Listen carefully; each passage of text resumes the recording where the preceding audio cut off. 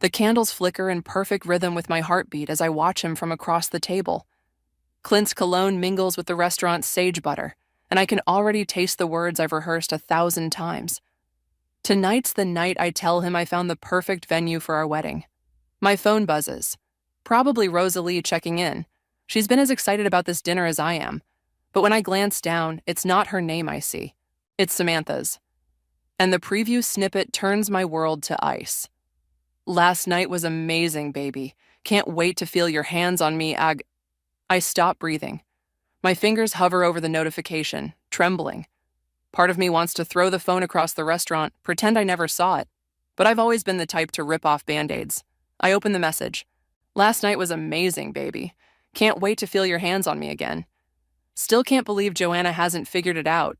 She's so wrapped up in wedding venues, she probably wouldn't notice if you proposed to me right in front of her. The words blur as tears threaten to spill.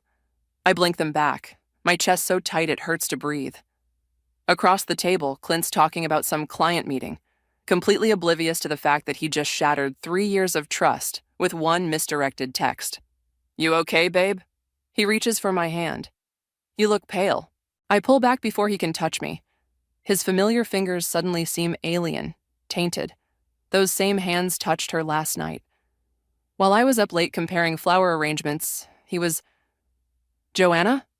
His forehead creases with concern. Such a good actor.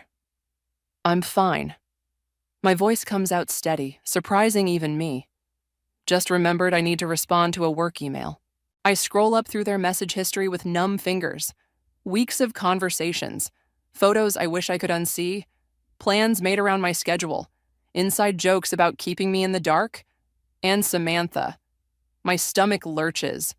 His best friend since college, the woman who helped me pick out engagement rings, who hugged me tight when he proposed, who's been looking me in the eye all this time, playing maid of honor while sleeping with my fiancé. The waiter appears with our entrees. The salmon for the lady and ribeye for sir. Can I get you anything else? Clint beams at him. Actually, could we get another bottle of the Cabernet? We're celebrating tonight. Oh, we'll be celebrating all right, just not the way he thinks. I take a slow sip of water, buying time to steady my voice. You know what? I'm not feeling great. Maybe we should rain check. But he starts to protest, then seems to think better of it. Of course, if you're not well. Let me get the check. I watch him signal the waiter, study the familiar lines of his face.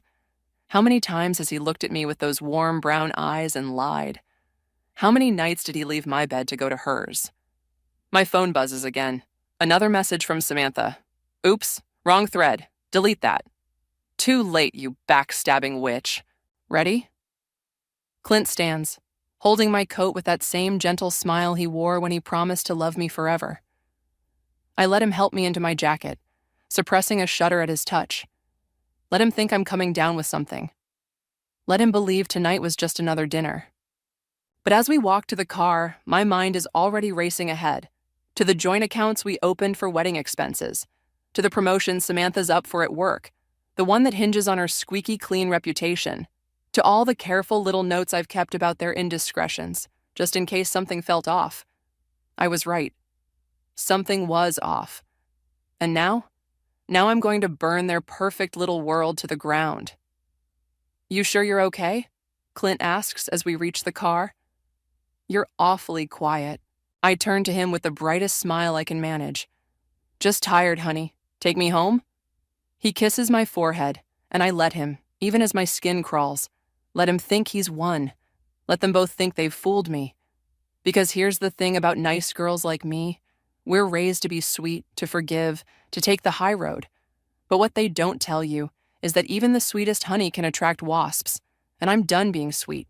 My reflection stares back at me from the bathroom mirror, mascara tracking familiar paths down my cheeks. 3 hours.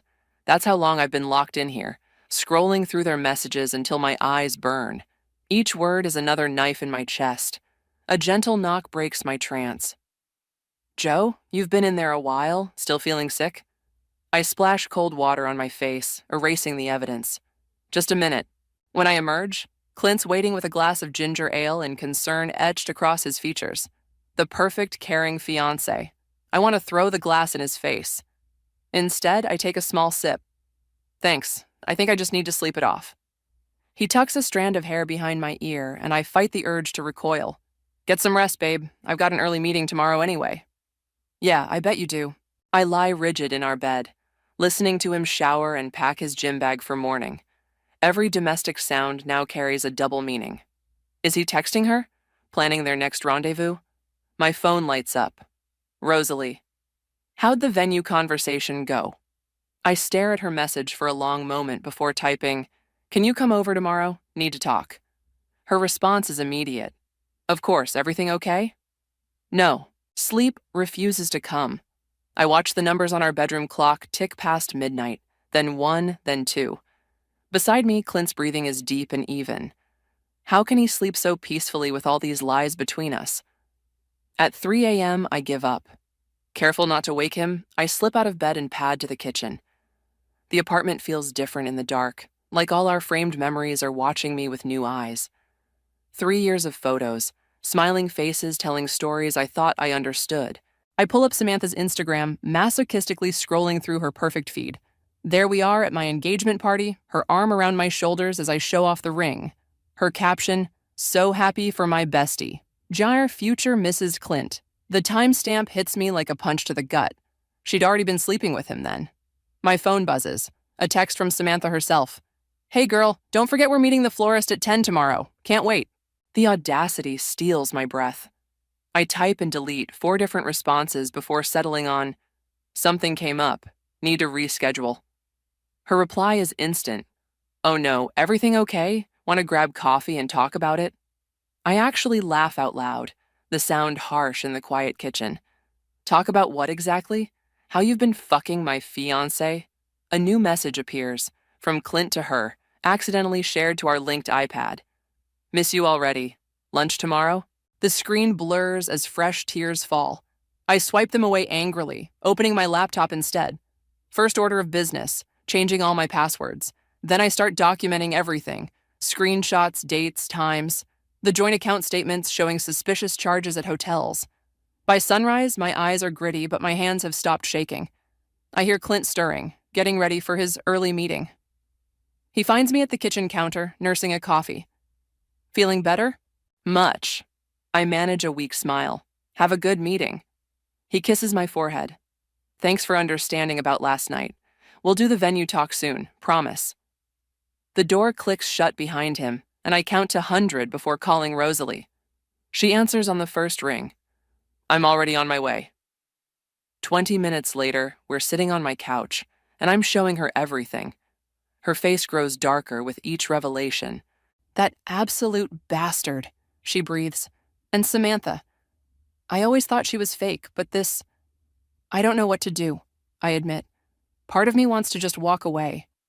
But then I think about them laughing at me behind my back, planning their perfect little future while I was planning our wedding, and I want to destroy them?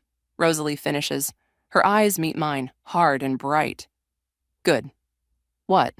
They deserve everything coming to them. She grabs my hand, and I'm going to help you deliver it. I stare at her, this friend who's been more like a sister for the past decade. You don't think that makes me a terrible person? Honey, they're the terrible people. You're just making sure karma does her job. She squeezes my fingers. Question is, are you ready to stop being the nice girl they think you are? My phone buzzes again. Another message from Samantha about wedding details. As if on cue, a notification from the joint account pops up. A charge at the hotel where she works. I look at Rosalie, something cold and certain settling in my chest. You know what? I think I am. Morning sunlight streams through my office window as I stare at the email draft I've been crafting for the past hour. My coffee's gone cold, forgotten as I weigh each word carefully. One wrong move could spoil everything. You're here early, Frankie says, dropping into the chair beside my desk. She eyes the darkness under my eyes. Rough weekend? If she only knew. I minimize the email before she can read it. Just couldn't sleep. Wedding stress? She waggles her eyebrows. Or was Clint keeping you up? The innocent question hits like a slap. I force a laugh that sounds hollow even to me. Something like that? My phone lights up. Samantha again. Missing my wedding planning buddy? Lunch today? Frankie catches my expression. Okay, spill. What's really going on? I hesitate. Frankie's not just a coworker. She's become a friend over the past year. More importantly, she knows things about Samantha that could be useful. They worked together before Samantha moved to her current firm. Can we grab coffee, somewhere private? 10 minutes later, we're in the building's deserted courtyard. My hands shake as I tell her everything, watching her face shift from shock to fury. That manipulative little snake, she breathes when I finish. God, this explains so much. What do you mean? Frankie glances around before leaning closer. Remember that huge account Samantha landed last year? The one that got her fast-tracked for partner? I nod. Samantha hadn't shut up about it for months. She didn't land it. She stole it from another associate, forged some documents, took credit for work that wasn't hers. I had proof, but she threatened to ruin my career if I said anything. My mind races. Do you still have this proof? Somewhere. Frankie's eyes narrow. Why? Because Samantha's up for partner next month, and her perfect reputation is everything to her. Understanding dawns on Frankie's face. You're not just walking away, are you? Would you? She studies me for a long moment. The old files are probably still in my cloud storage. Give me a day to find them. Back at my desk, I return to my email draft with renewed purpose. Subject line, anonymous tip, ethics violation. Recipient, managing partner, Samantha's firm. My cursor hovers over the send button. This is it, my first real move. Once I hit send, there's no going back. I click. My phone buzzes immediately. Clint. Hey, beautiful. Dinner tonight? Miss you. Miss me or miss having me fooled? I text back, can't. Girls' night with Rosalie. His response is quick. Have fun. Love you. I want to throw up. Instead, I pull up the joint account records again, documenting every suspicious charge. Hotels, restaurants, jewelry I never received. Each transaction is another nail in their coffin. A knock at my door makes me jump. It's Aaliyah from legal. Got a minute? She doesn't wait for an answer before closing my door. We need to talk about Samantha Shaw. My heart stops. What about her? I know what you're doing. Aaliyah's voice is low, intense. The anonymous email? That was you. I don't know what. Save it. She holds up a hand. I'm not here to stop you. I'm here to help. I stare at her, confused. Why would you help me? Because 3 years ago, Samantha did the same thing to my sister. Different man, same story. Aaliyah's eyes are hard. She didn't just break my sister's heart. She destroyed her career in the process, made sure she'd never work in this city again. The pieces click together. Your sister was Lauren. Aaliyah nods, the associate whose work Samantha stole. My mind spins with possibilities. What exactly are you offering? Information, contacts, whatever you need. She slides a USB drive across my desk. Starting with this, every email Samantha sent from her old work account, including some very interesting exchanges with your fiancé dating back 18 months. 18 months. The words hit me like physical blows. That's before we even got engaged. Why didn't you use this yourself? Statute of limitations on the ethics violation. Plus, it would have looked like sour grapes coming from me. Aaliyah's smile is razor sharp. But from an anonymous source, combined with whatever else you've got, that's a different story. I pick up the drive, feeling its weight in my palm. Thank you. Don't thank me. Just make it count. She turns to leave, then pauses. And Joanna? The thing about people like Samantha? They never think the nice ones will fight back. Use that. I plug in the drive, my screen filling with hundreds of emails, each one a new weapon in my arsenal. They want to play games? Fine. Game on. The clock's steady tick fills my apartment as I sort through Aaliyah's files, each new revelation like another twist of the knife. My laptop screen casts a harsh glow in the darkness. It's well past midnight, but sleep feels impossible. A message from Clint lights up my phone. Working late again. Don't wait up. Working late. Right. I pull up the tracking app I installed on our shared iPad. The blinking dot shows him at the Grand Hotel downtown. Same place he took me for our first anniversary. My hands shake as I open another email thread. This one's from 16 months ago, right after he proposed.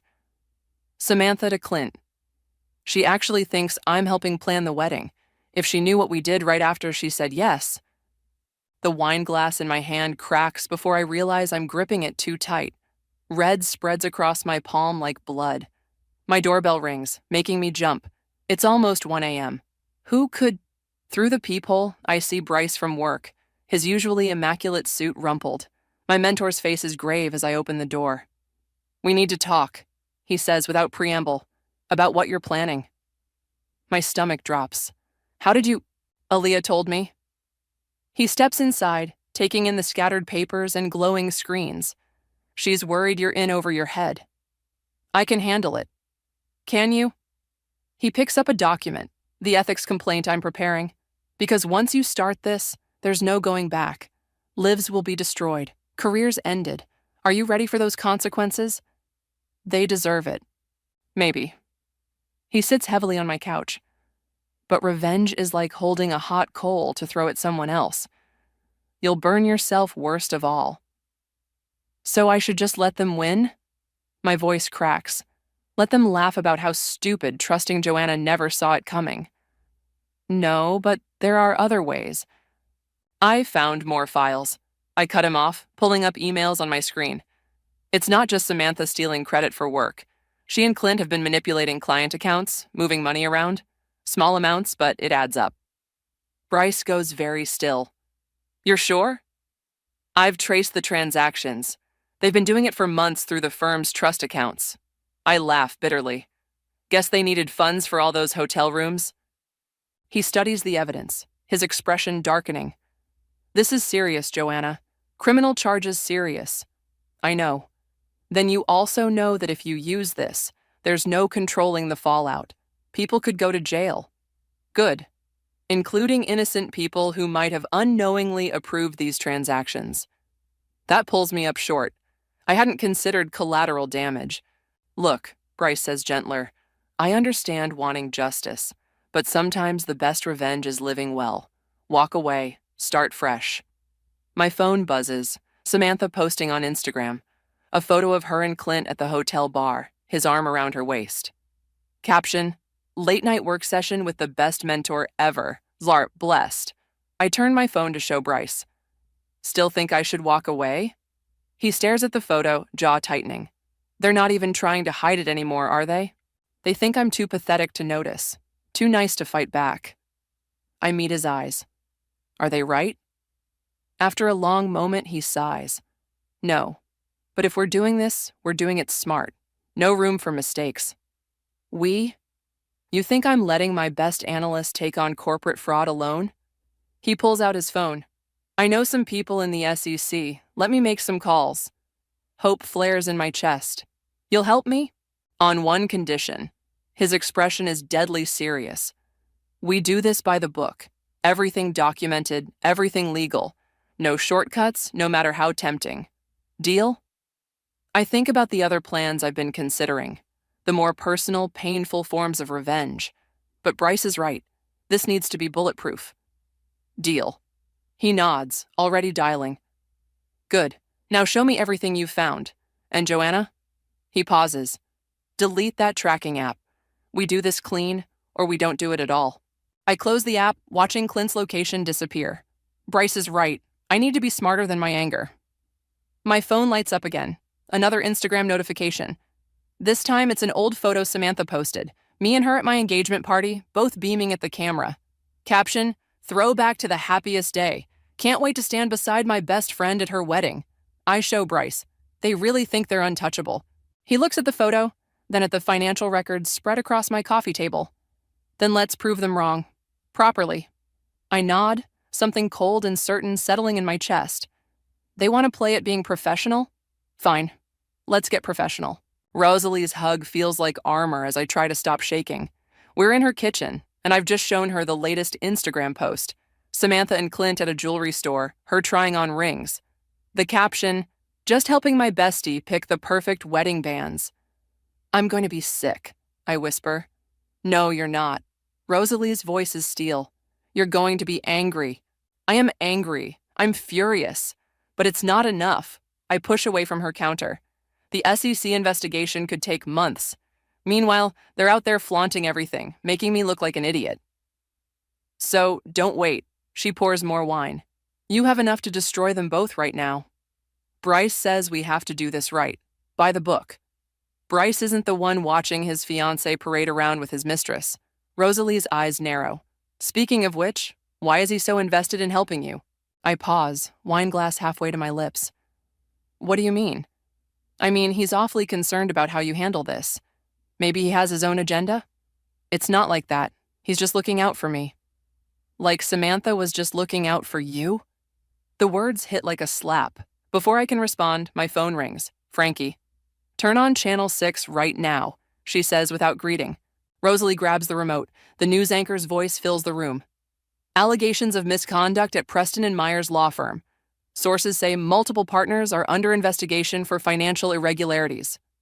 My heart stops. This wasn't supposed to leak yet. Did you do this? Frankie demands. No, I don't know how. Well, Samantha's having a meltdown at the office. She's convinced someone's out to get her. Is she naming names? Not yet, but Joe? Frankie's voice drops. She's not the only one panicking. Half the senior partners are shredding documents like crazy. I think of Bryce's warnings about collateral damage.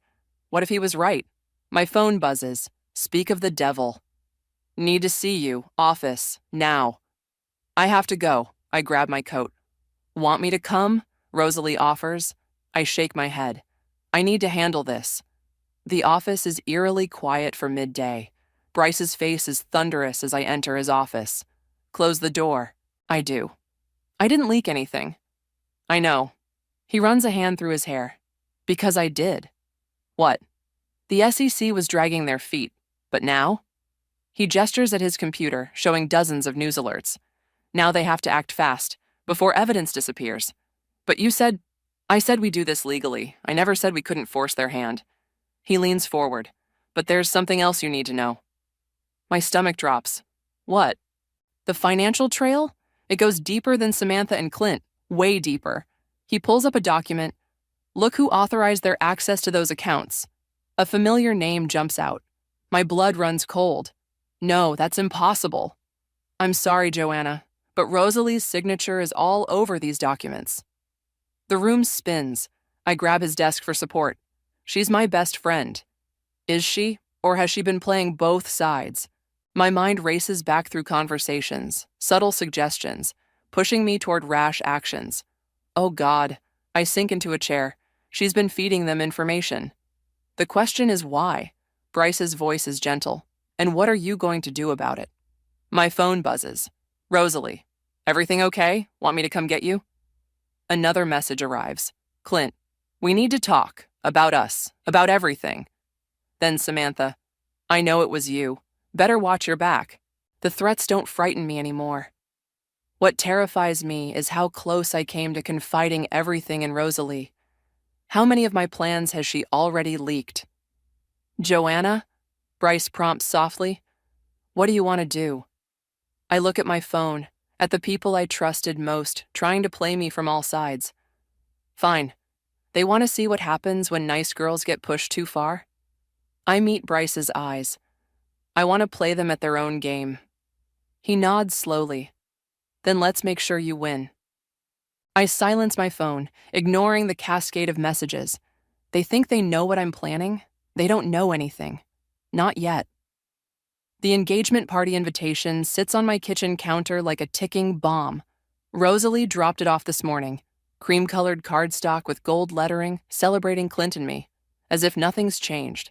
As if she hasn't been betraying me all along. My phone lights up. Samantha. Everything's set for Saturday. Can't wait to toast the happy couple. I bet you can't. A knock at my door makes me jump. Through the peephole, I see Frankie looking nervous. We have a problem, she says as soon as I let her in. Samantha knows about the SEC tip. My heart races. How? Because Rosalie told her. Frankie pulls out her phone, showing me screenshots.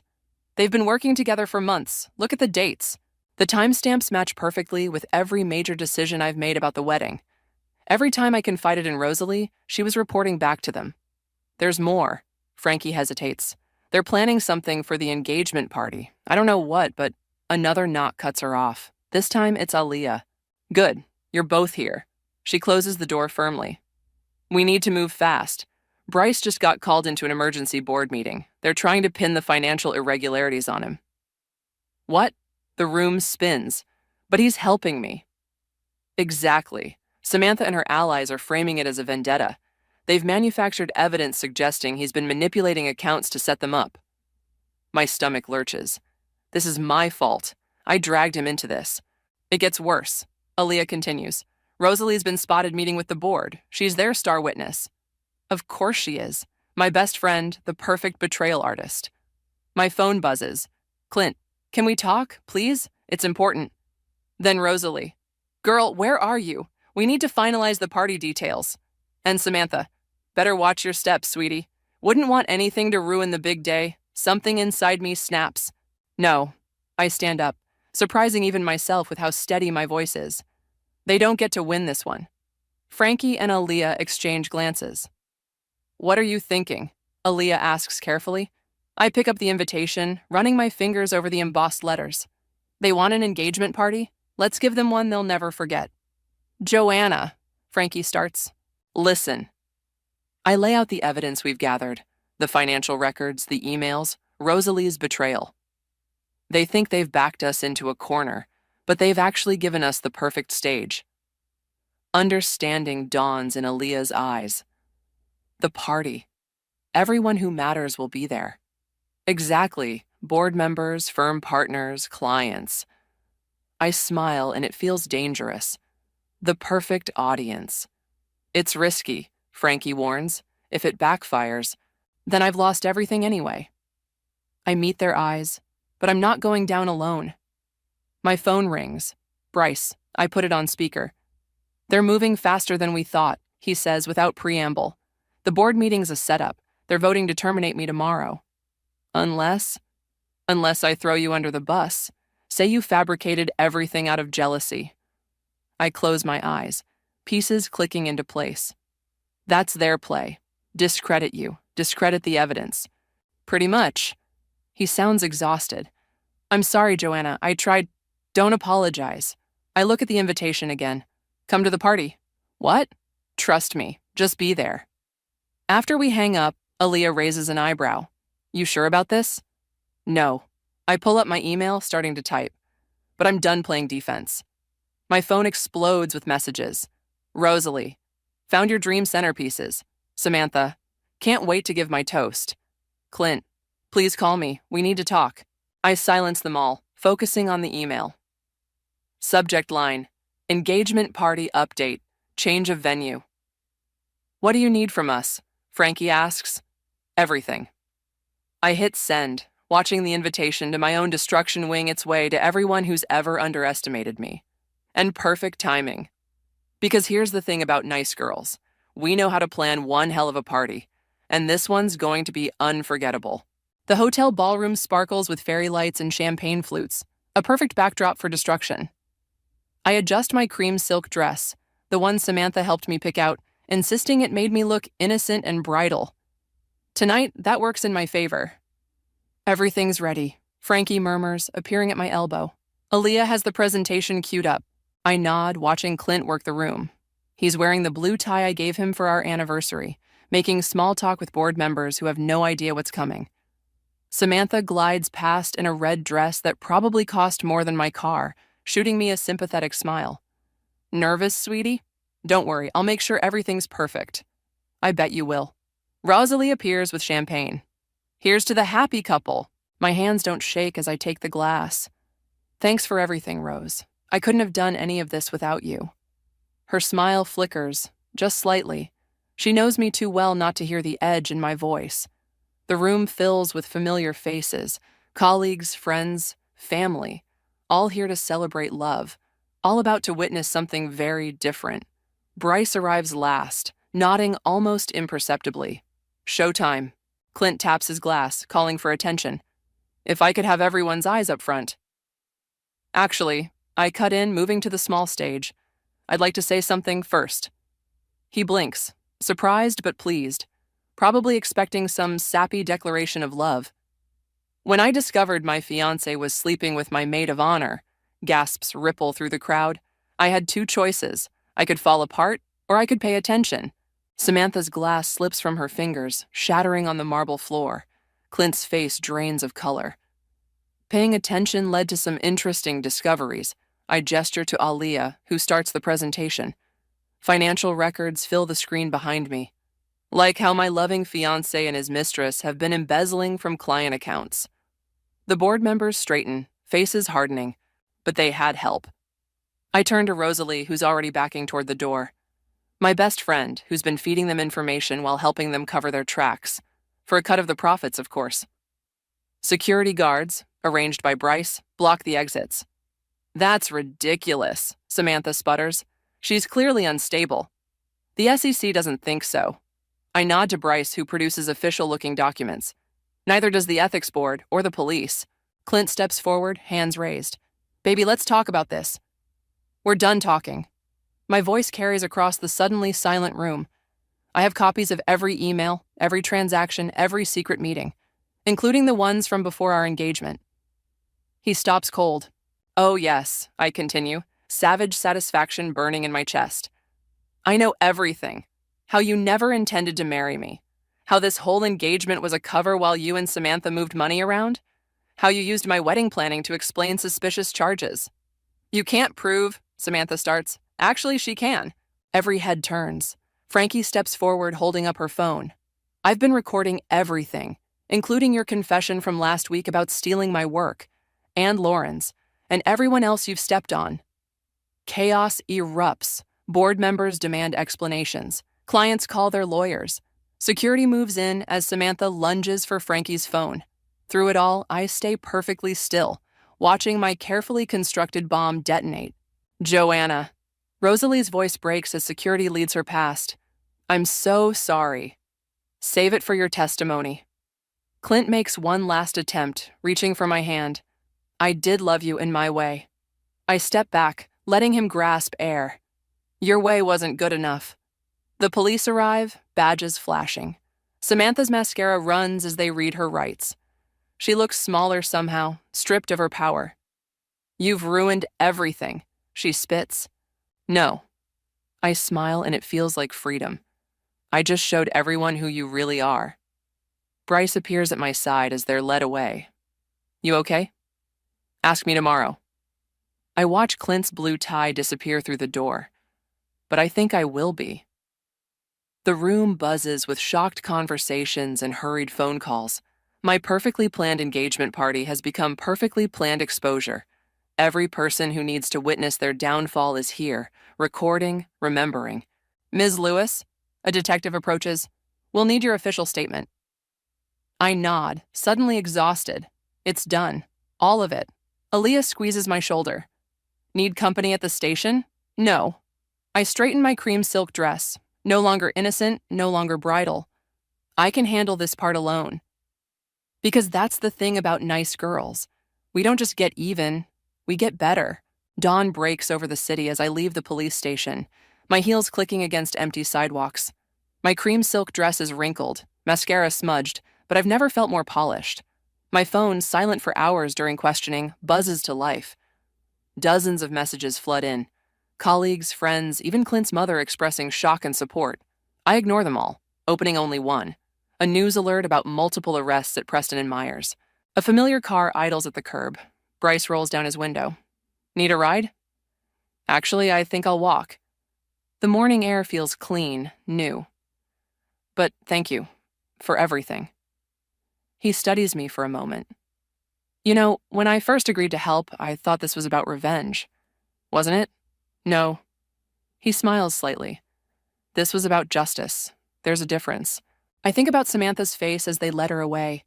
Clint's stammered excuses, Rosalie's tears. The satisfaction I feel isn't hot like vengeance. It's cool and clear, like truth finally surfacing. The board wants to meet with you, Bryce continues, about taking over Samantha's clients. I laugh. Seriously? You proved yourself more competent than half their partners last night. Plus, you've got quite a fan club forming. Seems a lot of people were waiting for someone to expose the rot. I'll think about it. But we both know I won't accept. That firm holds too many ghosts now. My phone buzzes again. Frankie. Breakfast? Aaliyah's buying. This time I smile and reply, on my way. The diner is nearly empty when I arrive. Frankie and Aaliyah occupy a corner booth, looking as exhausted as I feel. A third person sits with them. Lauren, Aaliyah's sister, the first of Samantha's victims. Hope you don't mind, Aaliyah says as I slide in. She wanted to thank you in person. Lauren's eyes are bright. You did what I couldn't, what none of us could. We did it together. I accept the coffee Frankie pushes my way. All of us. Speaking of together, Frankie pulls out her tablet. You might want to see this. It's an email from one of the board members, announcing an internal investigation into similar patterns at other firms. Apparently, Samantha and Clint's scheme wasn't unique, just the first to be exposed. They're calling it the Nice Girl Rebellion, Aaliyah smirks. Apparently, you've inspired quite a movement. That's not what I intended. No? Lauren's voice is soft. You just wanted your own justice. But sometimes that's enough to show others they can fight too. My phone lights up. A text from an unknown number? My heart stops when I read it. Should have known you'd figure it out. You were always smarter than they thought. R. Rosalie. Somehow messaging from custody. Another text follows. For what it's worth, I really was your friend, until ambition made me forget what that meant. I'm sorry. I stare at the words until they blur. Part of me wants to respond, to ask why, to understand how our decade of friendship meant so little, but some questions don't deserve answers. I delete the messages. You okay? Frankie asks. Getting there. I look around the table at these women who stood beside me, who helped turn betrayal into breakthrough. Actually, I have a proposition for you all. They lean in as I outline my idea, a new consulting firm specializing in corporate ethics and fraud prevention, using our combined experience to help others spot the warning signs we missed. Turn our scars into armor. Aaliyah muses, I like it. More than that, Lauren adds, turn them into shields for others. My phone buzzes one last time. Bryce. Whatever you decide, you've got my reference. And my respect. I think about the woman I was just days ago, planning a wedding built on lies. She seems like a stranger now, someone who measured her worth by others' approval. So, Frankie grins, raising her coffee cup. What should we call ourselves? I look down at my wrinkled cream silk dress, then at these fierce, brilliant women who helped me rise from its ashes. The answer comes easily. Phoenix Partners. Because that's the final lesson about nice girls. We don't just survive the fire, we learn to fly.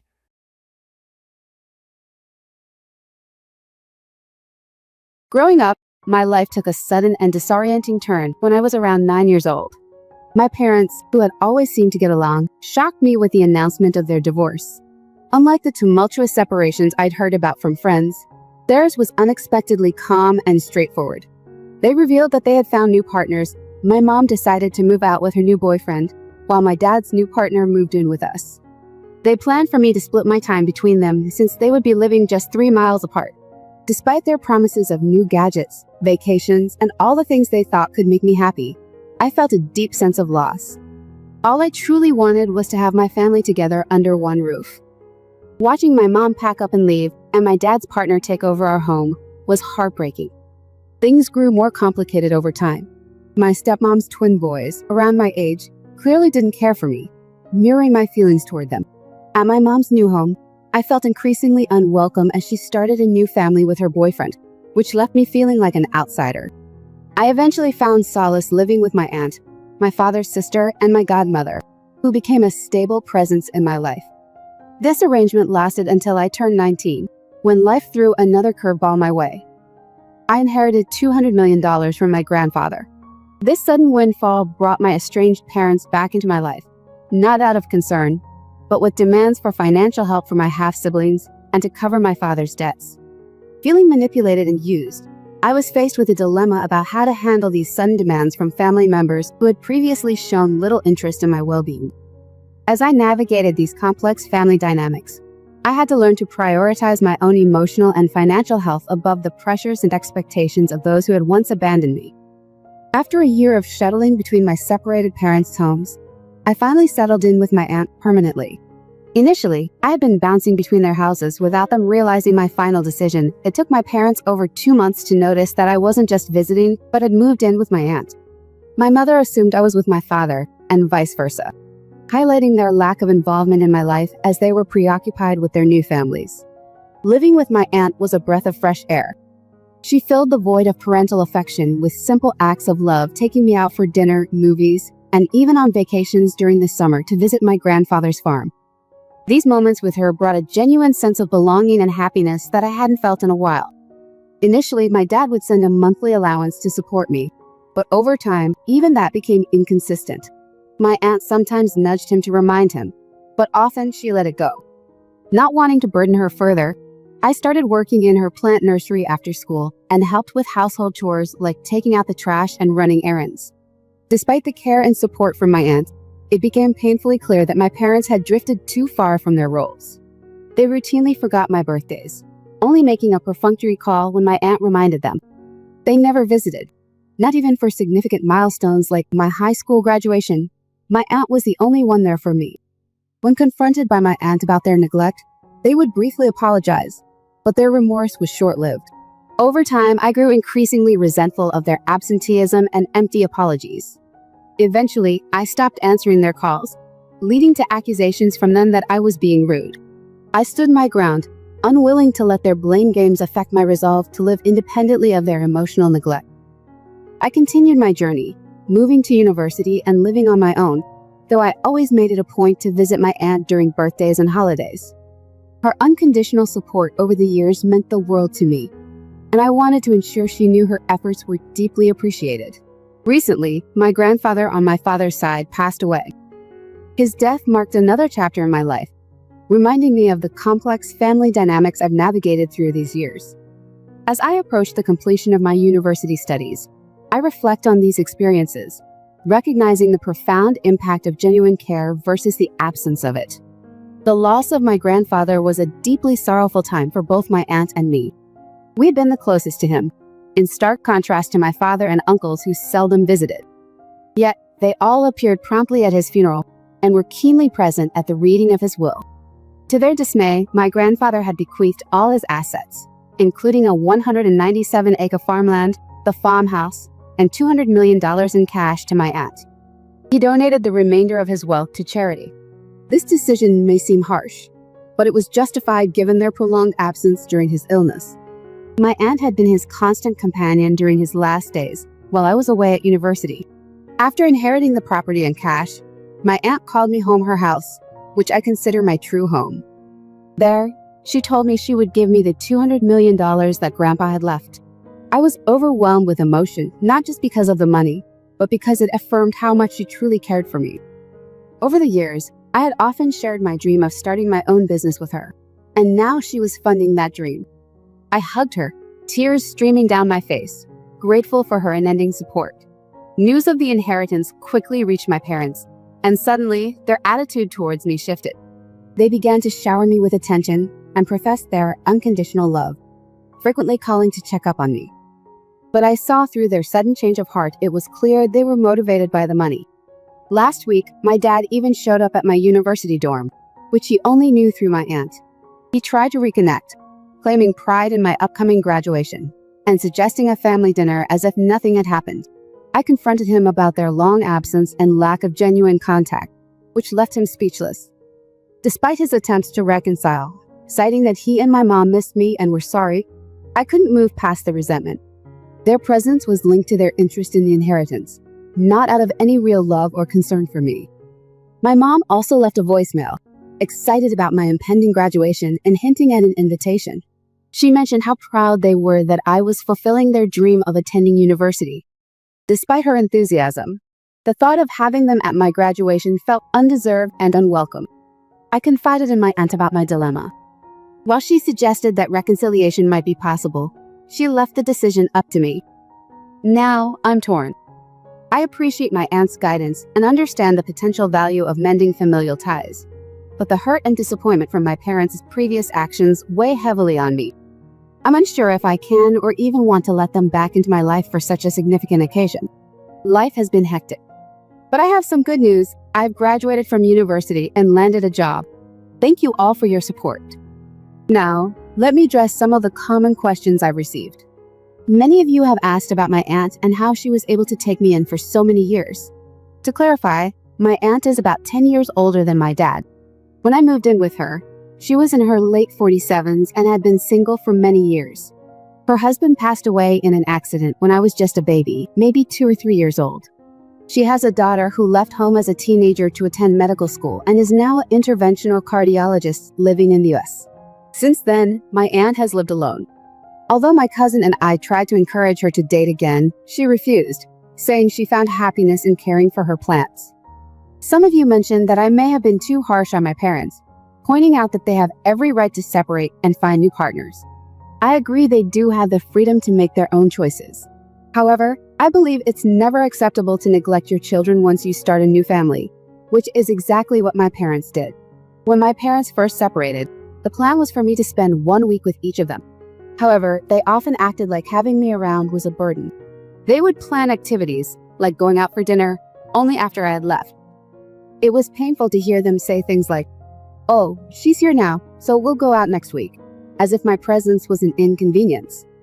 My mom moved in with her boyfriend shortly after their separation and soon got pregnant. Their public displays of affection were uncomfortable for me, especially since I was still just a child. Once, they took me on a 3-day trip, but instead of spending time together, they left me alone in the room while they went sunbathing. Even when they were in the room, they would ask me to sit on the balcony outside. Although I was only 9, I knew what was happening and could even hear them inside. It was incredibly difficult to cope with, especially since the man she was with wasn't even my father. After a particularly disheartening trip with my mom, I decided to stop visiting her. My dad was somewhat better. At least he tried to include me sometimes. However, his stepsons would often throw tantrums about my presence, causing him to postpone our activities. He'd say, "Let's skip this one. Maybe next week father and son could go fishing," but that next week would never arrive.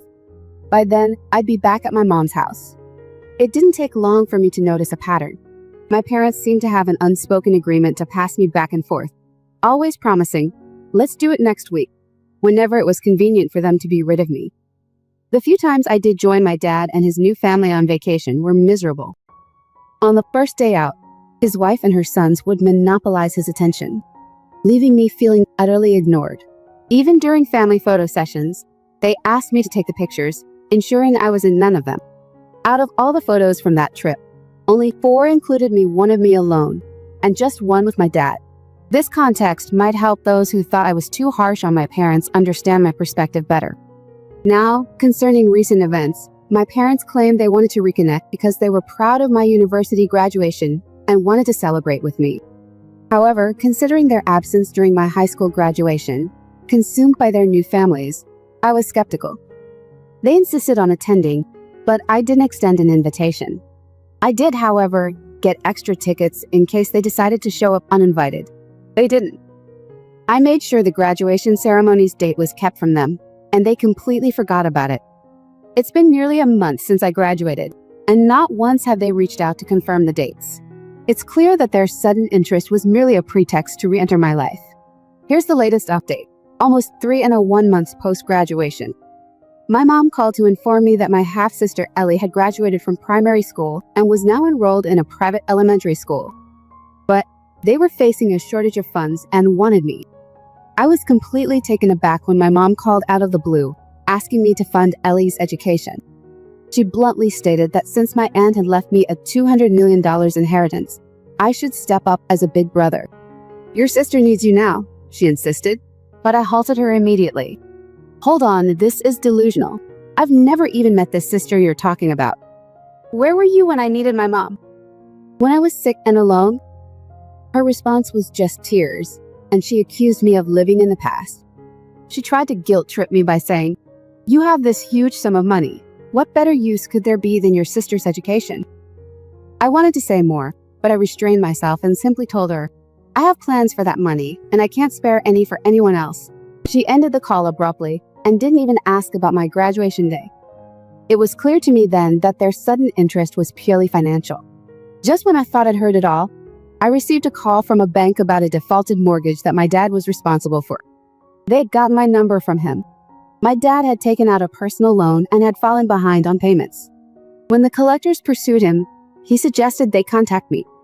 Initially, I panicked, unsure of my legal responsibilities. Instead of confronting my dad, I reached out to a friend who was finishing up law school. Though not yet a lawyer, he was knowledgeable about legal matters. He reassured me that I was under no legal obligation to pay my dad's debts. The bank's recovery agent had contacted me because they could ask anyone they thought might pay, but I had every right to refuse. When the bank called again, their recovery agent used a very assertive tone, trying to intimidate me into paying. This time, I was prepared and confronted them boldly. "Who gave you the right to speak to me like this? I'm not responsible for this debt. Contact the person who is." They apologized and hung up. A couple of hours later, my dad's wife called, shouting at me. I can't bring myself to call her my mom or even stepmom. She was furious that I had refused to cover the debt, but I stood my ground. I had learned that I needed to protect my boundaries and financial security, regardless of the pressures they tried to put on me. When the debt recovery officers got aggressive with my dad, demanding he pay the mortgage or face severe consequences, I was pulled into the drama. My dad's wife called me in a fury, accusing me of being heartless. "Your father is struggling to pay the mortgage, and you just turn away, even though you have the means to help," she yelled over the phone. I replied coldly, "I have no obligation to help because he never prioritized me. He always chose you and your boys over me. Why don't you all help him out?" She ended the call abruptly after that. That same night, my dad called me. He was drunk and emotional, not angry, but full of apologies. He admitted he hadn't treated me right, especially in front of his stepsons, and expressed deep regret for his past actions. He seemed to genuinely understand his mistakes and wanted to make amends. Despite his remorse, I told him I didn't want to dredge up the past, nor did I want them back in my life. He pleaded for my forgiveness, but I explained that apologies and remorse couldn't undo the years of neglect. I've learned to live without their influence, and I preferred to keep it that way. After hanging up, I couldn't help but wonder if denying him financial help was the right decision. I felt a pang of guilt knowing he was being pursued by the bank. Part of me even suspected that this plea for help might be another tactic to emotionally manipulate me into giving money. If he had asked directly, I would have refused, just as I did with my mom. What do you guys think? Should I have helped with a few months of his mortgage payments?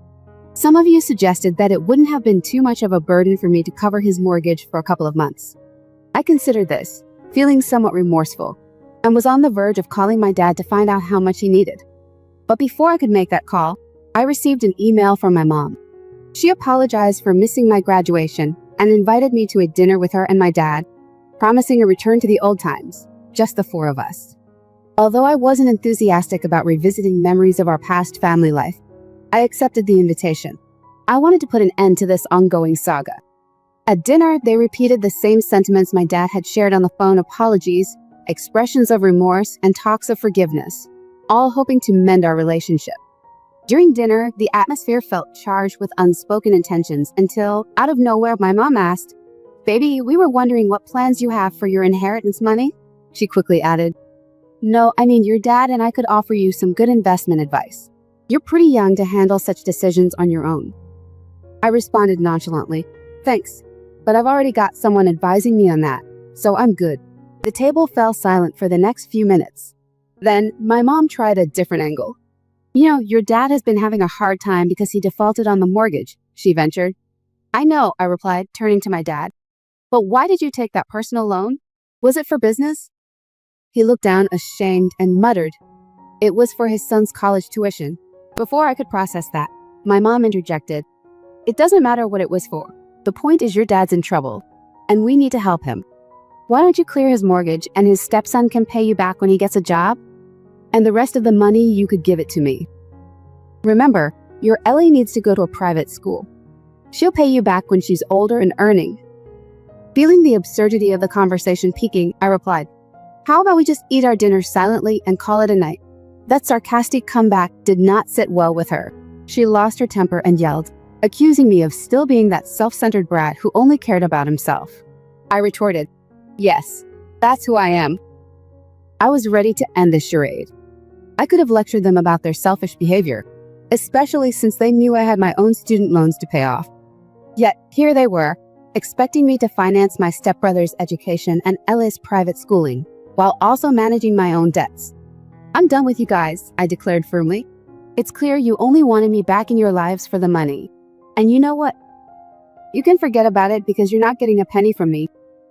I stood up from the table, leaving enough cash to cover my portion of the dinner bill, and walked out without looking back.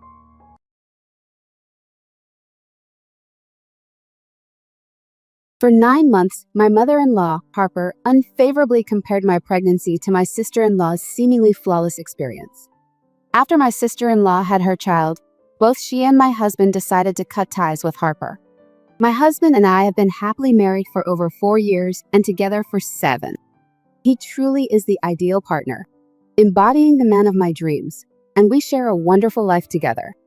Everyone in my large Mexican family adores him, and not a single person has expressed dislike toward him. His polite and respectful demeanor won everyone over from the start, solidifying my love for him. We make a great team, and conflicts are rare, except when it involves his mother, who can be quite difficult. My husband's family is much smaller than mine. Other than his parents, he has a sister who married last year. His parents are conservative, small-town Christians. His mother, especially, is overly protective and controlling, insisting on family gatherings during holidays and creating drama if her wishes are not met. When I first met his family, I bonded easily with his father, who is laid back and quiet. His sister, who had been away at college and returned only 4 years ago, has also become very close to me, treating me like her own sister. However, interacting with his mother was challenging.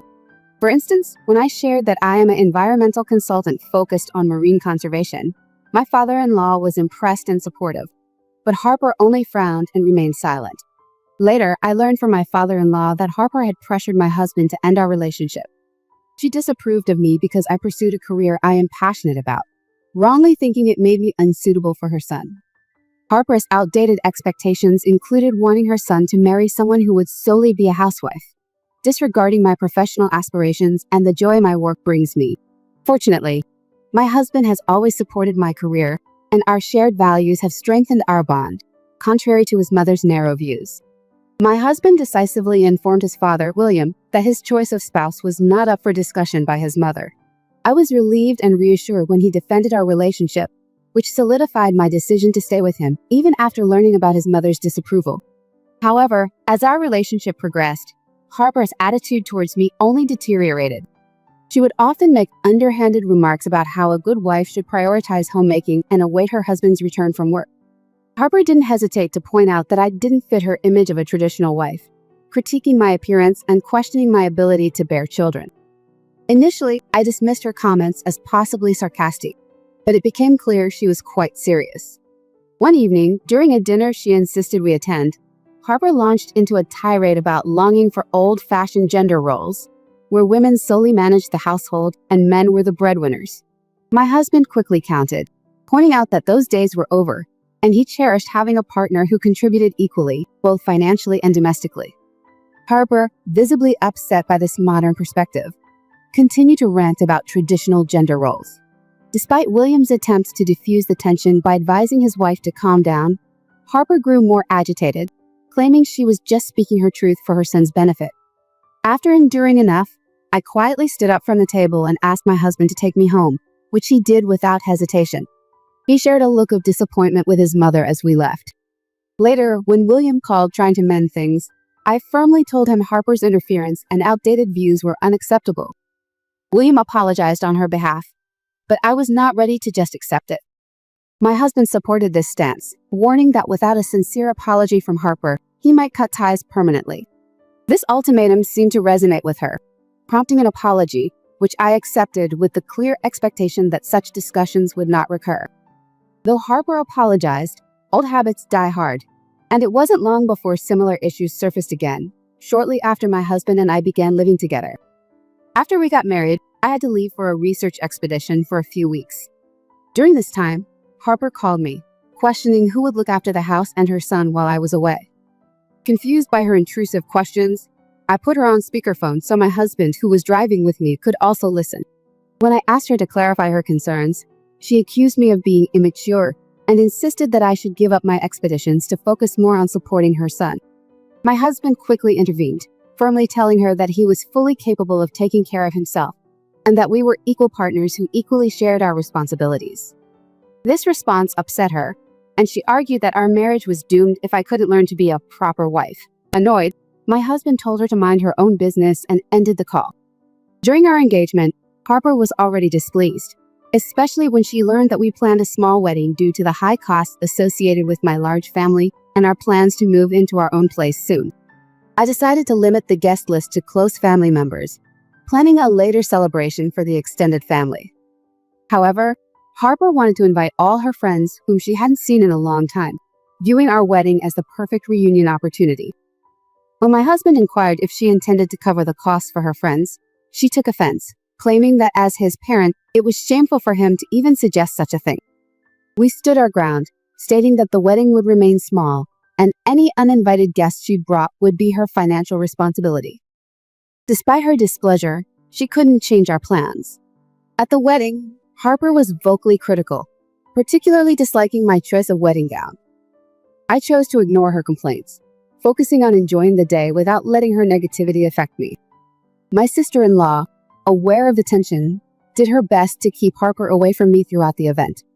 Last year in mid-April, we received the wonderful news that I was pregnant, bringing us immense joy amidst these challenges. When the time came for my gender reveal party, Harper was outraged upon learning that she wasn't organizing it. She showed up at our doorstep, furiously accusing me of alienating her from her grandchild and insisting that my husband should assert more control over the situation so she could be more involved in my pregnancy. Her tone and the stress it caused led my husband to sternly ask her to leave, warning that her behavior might lead to her being permanently cut off from our grandchild's life.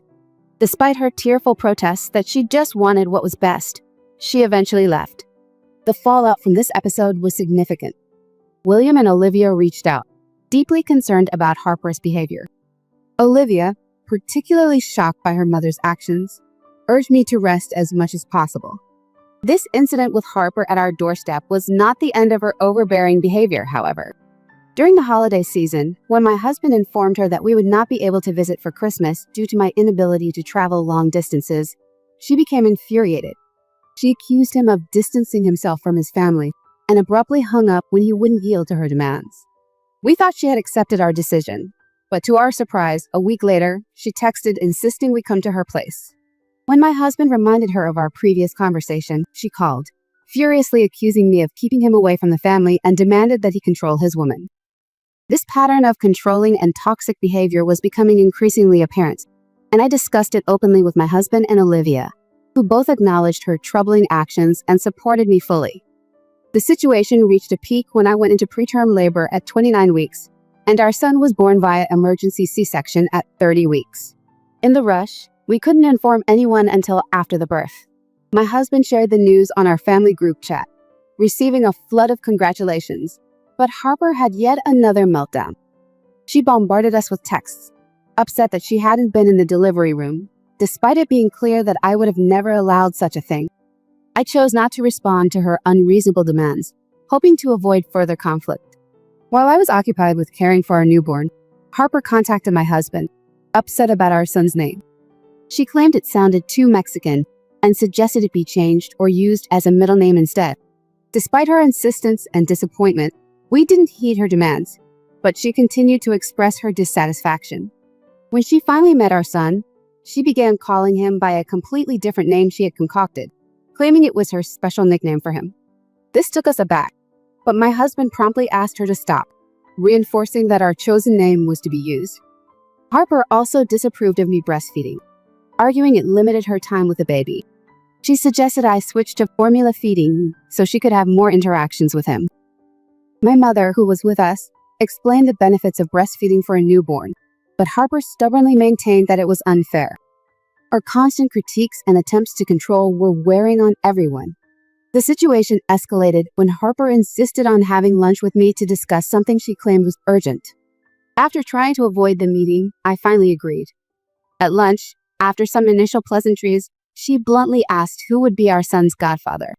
Knowing her likely reaction, I hesitated but explained that Olivia and I had decided to be each other's children's godparents. This revelation upset Harper greatly. She burst into tears in the middle of the restaurant and loudly criticized the decision. She argued that as the grandmother, she should have the right to be the godmother, claiming only she could truly be trusted with his care. Despite her emotional display, I stood firm, telling her that the decision was final and she could discuss further with my husband if necessary. I later shared the ordeal with Olivia, who was equally displeased that Harper did not want her involved as the godparent. My husband also struggled to understand why Harper was acting so irrationally, as her behavior continued to strain family relations. Last week, amidst an emotionally charged atmosphere, Olivia gave birth to her daughter. She requested my presence in the delivery room for support, a role I gladly accepted, having experienced childbirth myself. I spent the night by her side, while my husband and mother cared for our son back home. After the birth, once her boyfriend arrived to support Olivia, I returned home to rest and spend time with my son.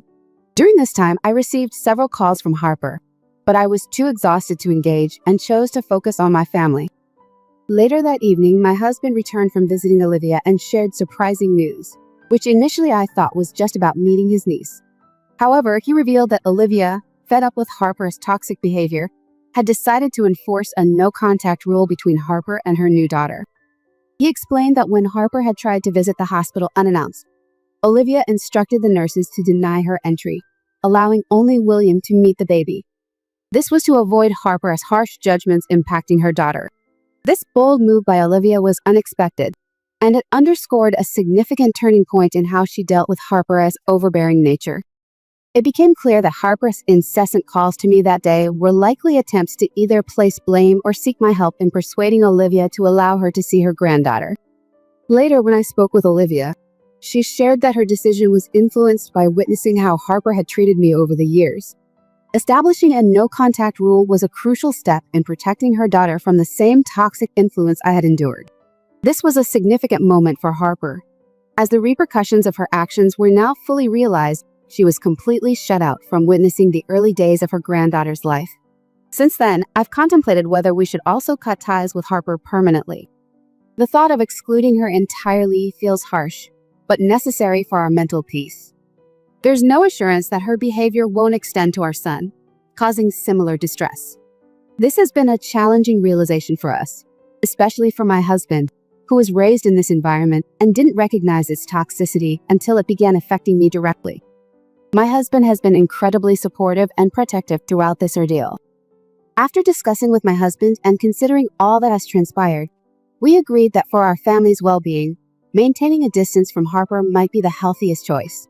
This decision hasn't been easy, but it's one that many have supported, and it reinforces our commitment to safeguarding our family's peace and happiness. Given the overwhelming difficulties posed by my mother-in-law's behavior, my husband and I decided it was time to set clear boundaries. We arranged a group video call with his sister and William to discuss our plan. They supported our decision, understanding the need for peace in our lives. Now, all that was left was to inform Harper of our resolution. My husband called his mother yesterday evening to break the news. As soon as she answered, she began berating him for the lack of recent communication and demanded an immediate meeting with our son. My husband patiently waited for her to finish her tirade before he gently but firmly explained that it was time for him to step up as the protector of our family. Surprisingly, Harper agreed, thinking this was the assertion of authority she had long wanted from him. However, her agreement turned to shock when he revealed that his way of protecting us involved cutting her off permanently to shield us from her toxic influence and endless drama. Initially, Harper was stunned, possibly struggling to grasp the gravity of his words.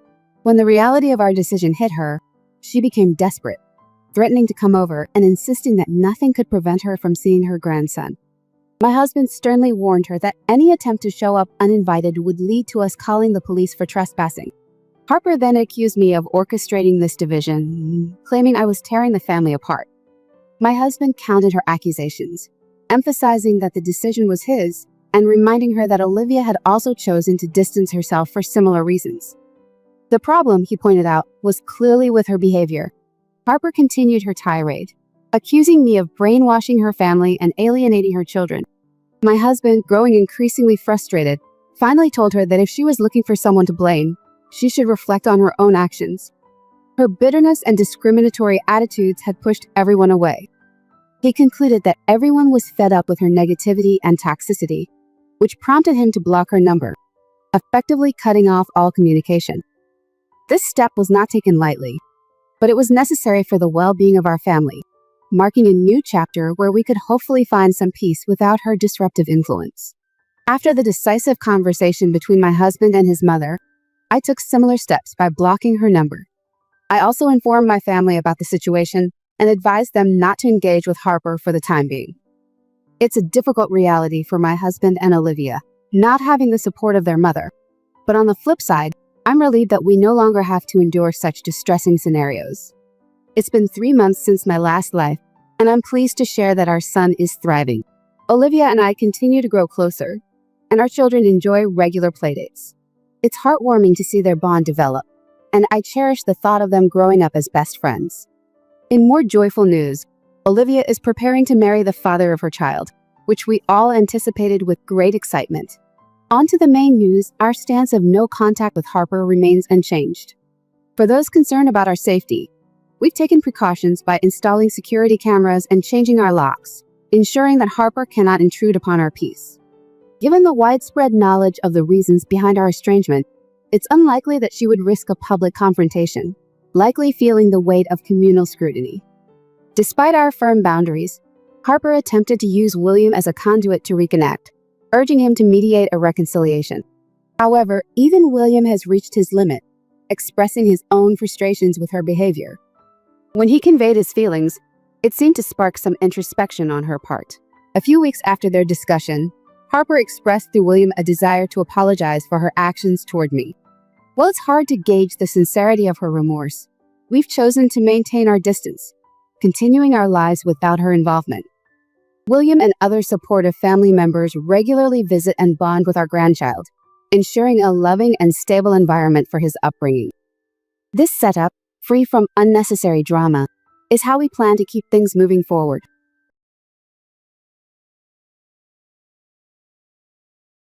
In this narrative, I, a 27-year-old woman, have been blissfully married to William, also 27, for 3 years.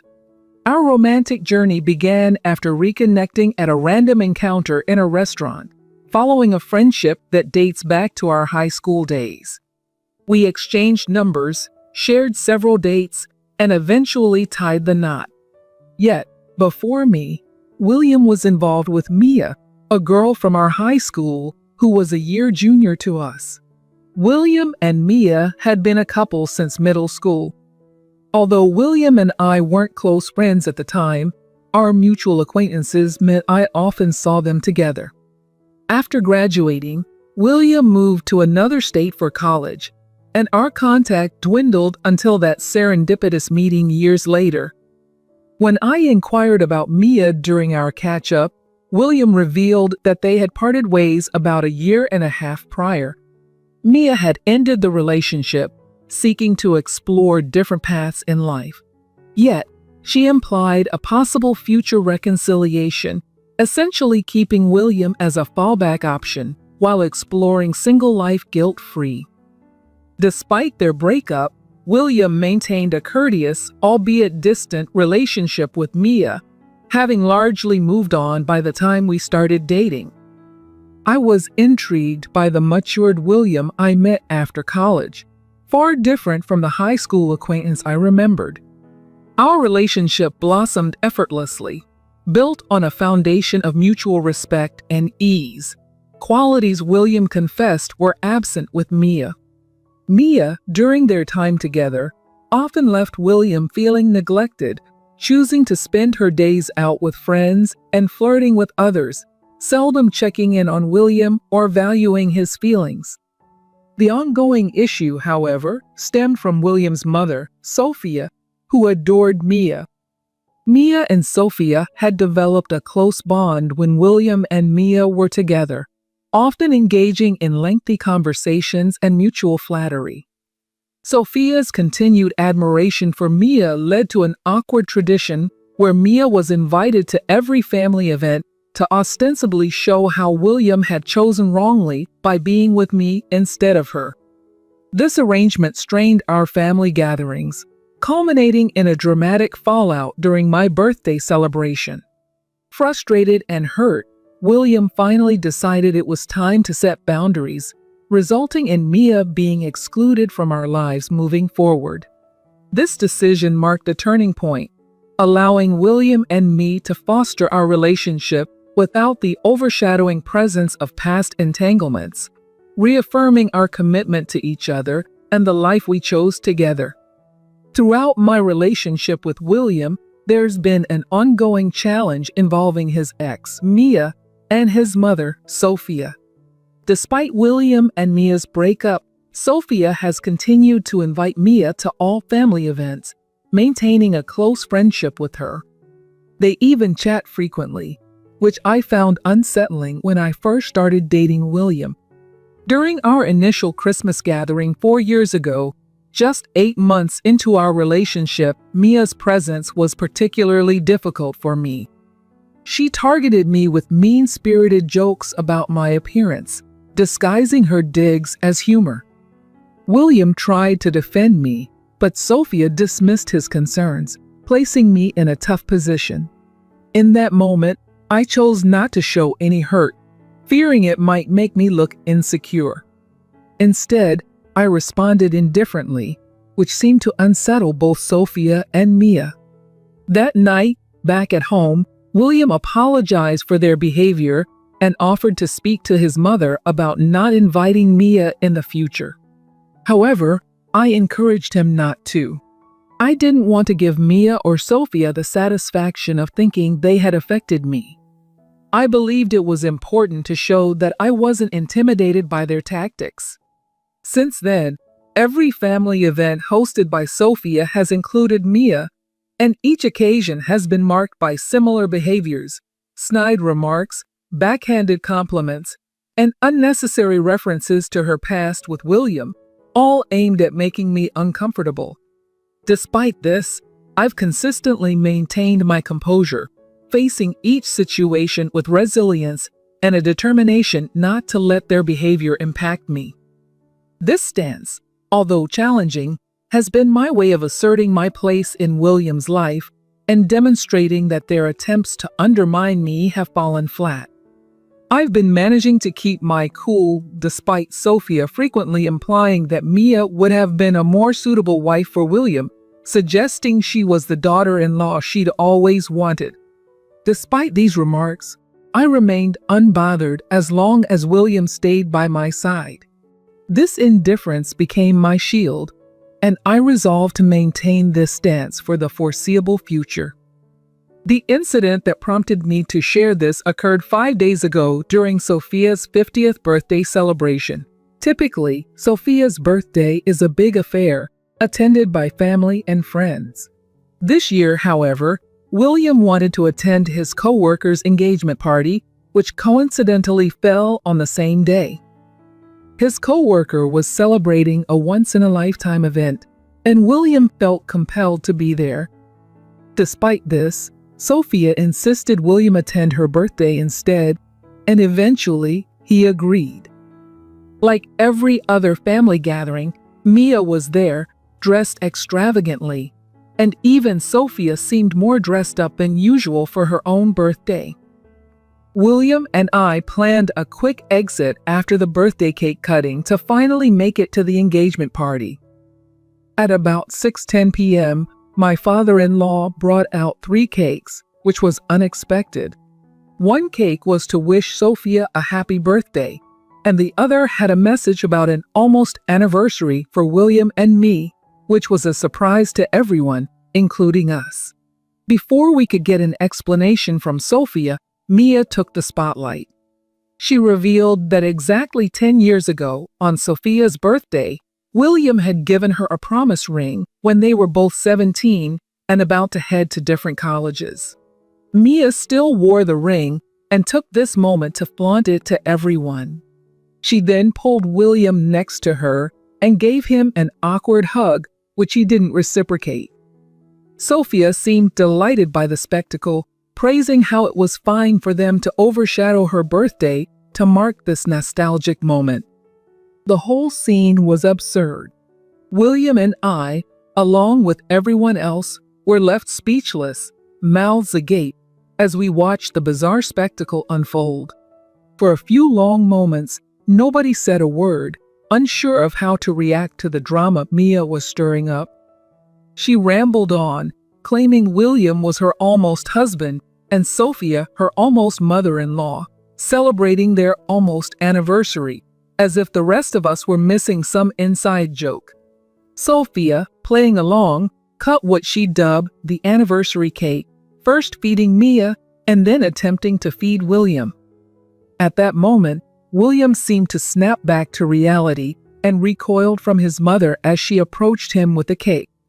Sophia's confusion was evident as she questioned him, which was the last straw for William. He erupted in anger, unleashing years of pent-up frustration on both Mia and Sophia. He accused them of being shallow, stupid, and delusional to the point of embarrassment, expressing disgust that he had ever been involved with Mia and was related to Sophia. This was a side of William I had rarely seen. He was typically calm and collected, not given to outbursts. It must have taken a lot to push him to this point, but Sophia, with Mia's help, had managed to do just that. After his tirade, William stormed out of the party, and I hurried after him. We caught a cab to his co-worker's engagement party. Throughout the ride, he was visibly upset, and he made it clear he didn't want to discuss his mother or his ex-girlfriend. Respecting his wishes, I let the topic drop. At the engagement party, surrounded by friends and colleagues, William's mood gradually improved. It was a relief to see him start to feel better as the evening progressed. By the time we returned home, he seemed almost back to his normal self. Curious and maybe a bit concerned, I decided to bring up the party incident again, thinking he might be ready to talk. Unfortunately, he wasn't, and the conversation took a surprising turn. William admitted that while Sophia and Mia's actions were out of line, I wasn't completely blameless either. He explained that I had also played a role in the dynamics that led to the public spectacle, a perspective I hadn't considered but now needed to reflect on. I had unwittingly forced William into silence, allowing Sophia and Mia to act as they pleased during our family gatherings. My focus was on proving how little their opinions affected me, but I was so caught up in displaying my indifference that I overlooked how this situation impacted William. He was equally embroiled in this mess, yet I failed to recognize his discomfort.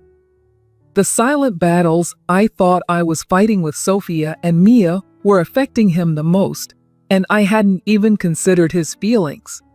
He didn't expect much from his mother or his ex, but he did from me. He felt I had let him down by prioritizing my need to seem unaffected over his well-being. That night, when William pointed this out, I initially dismissed his feelings as harsh and unfair. However, after some reflection, I realized he was right. For years, I had passively allowed his mother to invite his ex to our family events, subtly undermining me, without considering how this affected William. I had been so focused on my personal vendetta against their behavior that I ignored the emotional toll it took on him. After some soul-searching and discussions with friends, I acknowledged my mistake. I realized that in my attempt to appear unfazed by Mia and Sophia, I had neglected to consider William's feelings. It was time to stop this charade for his sake. I had forced him to suppress his emotions to maintain my facade of indifference, compromising our relationship in the process. I deeply regretted my actions. William had been distant since the party, and in response, I reverted to my usual tactic of acting as if it didn't affect me. This approach had always been my defense mechanism, pretending things didn't bother me, even when they did, a habit that I now recognized as unhealthy. It was clear I needed to change if I wanted our marriage to succeed. Determined to make amends, I took a day off work to focus on mending our relationship. I picked up dinner from his favorite restaurant and bought a chocolate cake with an apology written in icing. I set everything up at home, creating a romantic atmosphere to show how sincerely sorry I was. It was a small gesture, but a heartfelt one, aimed at healing the wounds I had inadvertently caused and starting a conversation about our feelings and how we could better support each other moving forward. William has always had a soft spot for the heartfelt apologies often found in romantic comedies, and given how genuinely remorseful I was for everything I had unintentionally put him through, I decided to go for that approach. He came home to find a romantic dinner set up, and it took him no time to forgive me. Within 22 minutes of his arrival, we were reconciling, tears and all. I was terrified of losing him during our silent stretch, but talking everything out really mended things between us. I opened up to him about my deep-seated need to be seen as laid-back and nonchalant, a facade I maintained just to seem cool and avoid vulnerability. This habit, I realized, lay at the heart of our recent troubles. William not only understood but also appreciated my honesty in confronting these issues rather than suppressing them. He even apologized for his part in our recent strife, though I felt he had no need to. His apology was just a testament to his kind nature and his love for me, making me feel incredibly fortunate. After dinner, we finally discussed the incident with Mia and Sophia. I hadn't thought much about either of them since the party and our fight, but Sophia had been bombarding William with messages, urging him to apologize to a supposedly devastated Mia. I struggled to keep my eyes from rolling as I read through Sophia's guilt-tripping texts. She was pushing the narrative that the whole almost anniversary cake was a harmless joke, but that seemed like a weak excuse for what was clearly an attempt to humiliate me at the party. The idea that Sophia and Mia thought they could brush off their actions as just a joke was absurd, especially given the disrespect it showed towards our marriage. William had ignored Sophia's messages, but seeing them that day made us decide it was time to cut contact completely. We were done with the drama. 2 days ago, we took the step of blocking Sophia and Mia on all social media. William also told his father that he no longer wished to speak to his mother. His dad, understanding but caught in a difficult position between his son and his wife, chose not to get involved. This decision was hard but necessary to protect our peace and move forward from the negativity that had overshadowed our lives. William has had his share of difficulties with his family over the past few years, and while I don't agree with how his father handles things, there's not much I can do about it. Everything seemed calm until today when William abruptly called, saying he needed to rush to the hospital because his mother had reportedly fallen down the stairs and fractured her leg. His maternal uncle was the one who informed him, and we both headed to the hospital immediately. However, as soon as we arrived at the hospital parking lot, we were stopped in our tracks. Sophia was there, completely unharmed, alongside Mia. They confessed that the entire hospital story was a ruse to get William's attention after he had blocked them on all platforms.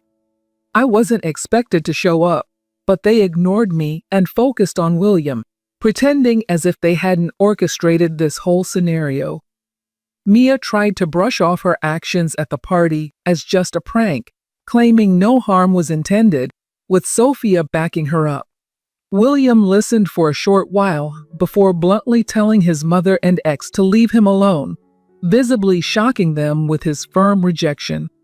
We walked away together, and as we were about to drive off, Sophia began yelling at us.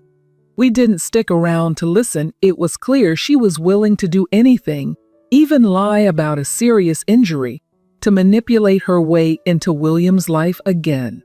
Overwhelmed by the day's events, William decided to go home to unwind, while I had to return to work. During my shift, I received a call from an unknown number, which turned out to be Sophia. She yelled into the phone before I could even fully grasp what was happening, using a string of expletives. All I could make out was the anger in her voice. I had nothing to do with William's actions. She had driven her son to this point, not me. After hanging up, I blocked her number and tried to focus on my work. When I finally got home around 7 p.m., I talked it over with William. He was just as fed up and decided to block not only his mother, but also his uncle and any other relatives who might conspire with her. It was clear that Sophia would stop at nothing to force a reconciliation, but we were determined to maintain our boundaries. It was a tough situation, but setting these limits was all we could do to preserve our peace. Despite their disruptive actions, Sophia and Mia haven't gone so far as to make overt threats or engage in persistent stalking, so pursuing a restraining order initially seemed unnecessary.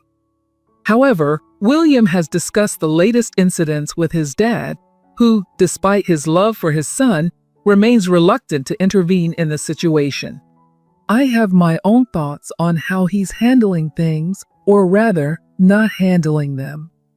It's disappointing to see a father not standing up for his son, especially against manipulative behavior from his wife. Out of respect for William's relationship with his dad, I've held back my opinions, but it's challenging to watch how this family dynamic unfolds, given their self-centered attitudes. In a recent update, last week, things escalated to a point where we felt we had no choice but to file for a restraining order against Sophia and Mia. Here's what happened. 2 days ago, as I followed my usual Thursday routine of stopping for a frappuccino at a coffee shop near my office, I encountered a premeditated attack. Sophia and Mia were apparently waiting for me there. As soon as I walked in, they threw their coffees at my face. Mia took it a step further by smearing whipped cream into my hair. I was too shocked to react immediately and just stood there frozen until the baristas came to my aid. The staff at the coffee shop were incredibly supportive, dropping everything to help me clean up. The customers were also very understanding, and one of them even suggested calling the police, which I did. I reported the incident and pressed charges against both Sophia and Mia. Unfortunately, they were only given a slap on the wrist and a fine, as their actions were classified as a misdemeanor and didn't cause physical harm.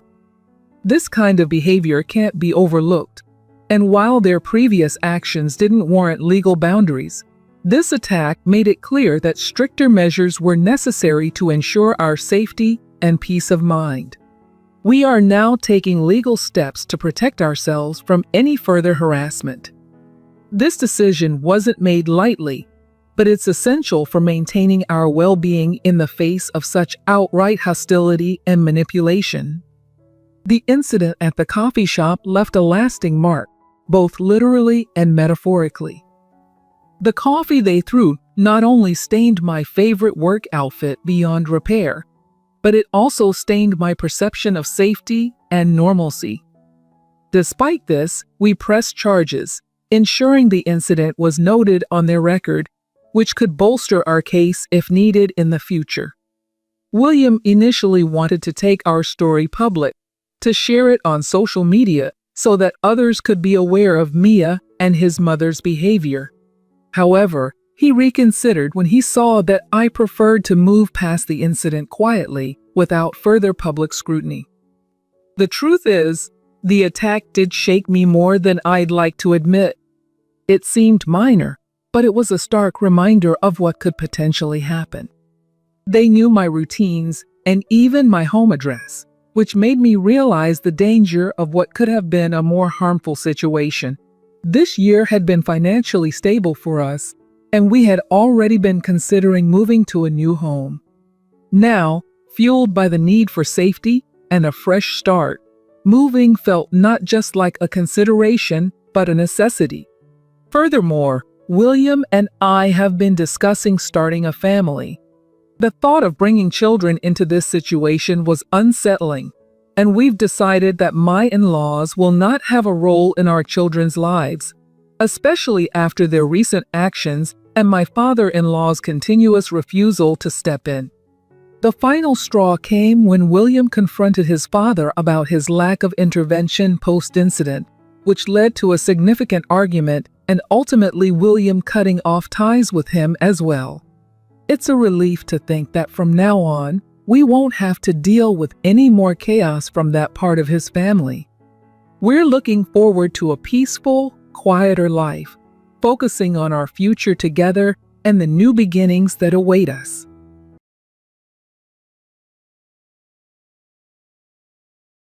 I was astonished when I discovered that my parents had used my credit card without my permission to bank manager an extravagant $277,710 European tour as a graduation gift for my sister, Mia. I'm Ellie, a 26-year-old man who has been financially independent since the age of 20, thanks to a career in bank manager.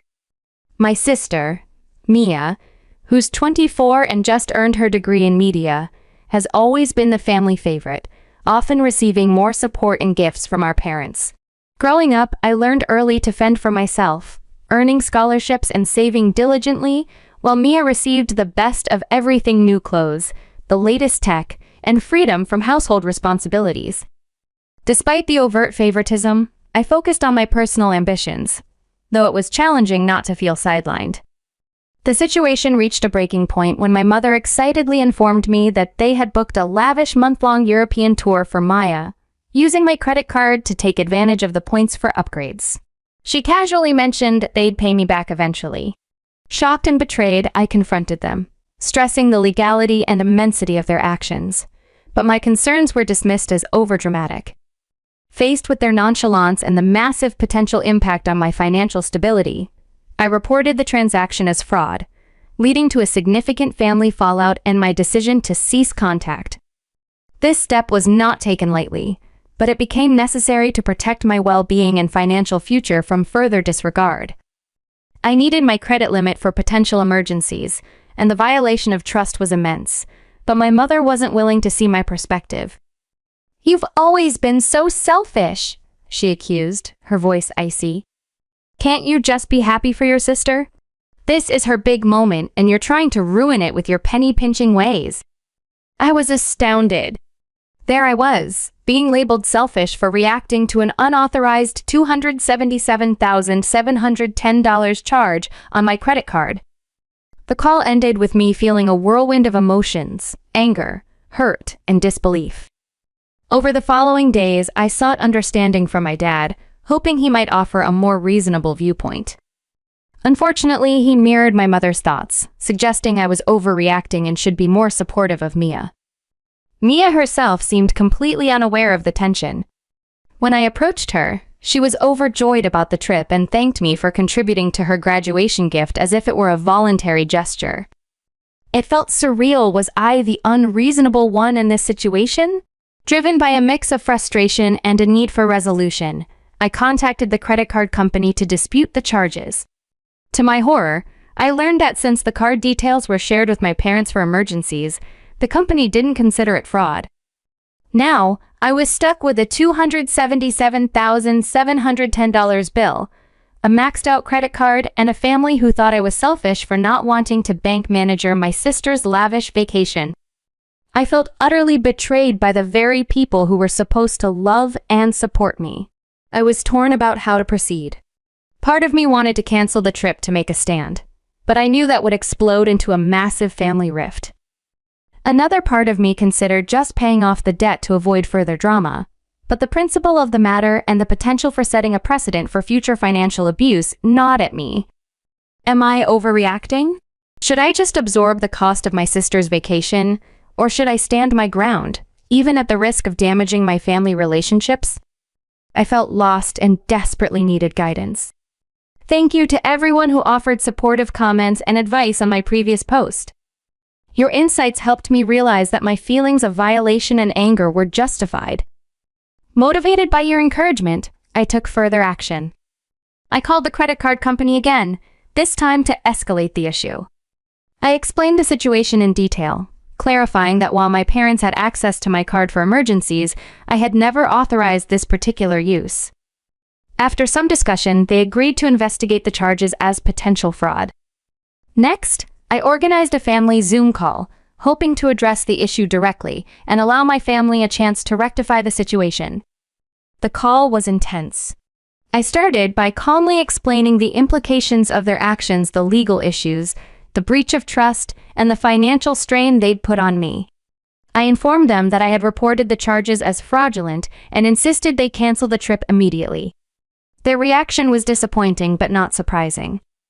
They were indignant, accusing me of being overdramatic and trying to spoil Mia's graduation celebration. My mother even went as far as to claim I was ruining what should be a joyous time. The situation remains unresolved, and I'm considering my next steps carefully, weighing the heavy impact on our family dynamics. After my parents justified their use of my credit card for a lavish $277,710 graduation trip for my sister by reminding me of how they raised and provided for me, I felt a deep sense of frustration. You chose to be parents, and providing for us was your responsibility. It doesn't justify committing credit card fraud in my name, I responded calmly. Throughout this conversation, Mia had remained silent, but suddenly she broke down, accusing me of ruining her special gift and claiming I had always been jealous of her. Her words hurt, but they also solidified my determination to enforce boundaries. Mia, I'm genuinely happy for you and proud of your achievements, I assured her, but this trip was charged to my account without my permission. It's not a gift from me, and it's not acceptable. My father then tried to downplay the seriousness of their actions, asserting that because they had emergency access to my card, they thought it would be okay just this once. I was astounded by his dismissal of the significant amount. Dad, $277,710 is a substantial amount, and this was certainly not an emergency. You can't make financial decisions with my resources without asking me first. The call ended with emotions running high. My parents were indignant. Mia was in tears, and I was left feeling drained yet resolute. Despite my clear stance, they refused to cancel the trip, continuing to insist I was overreacting and promising repayment soon. In the aftermath, I sought legal advice from a friend who confirmed that my parents' actions were indeed illegal and that I had grounds for legal action. I also filed a police report about the unauthorized use of my credit card.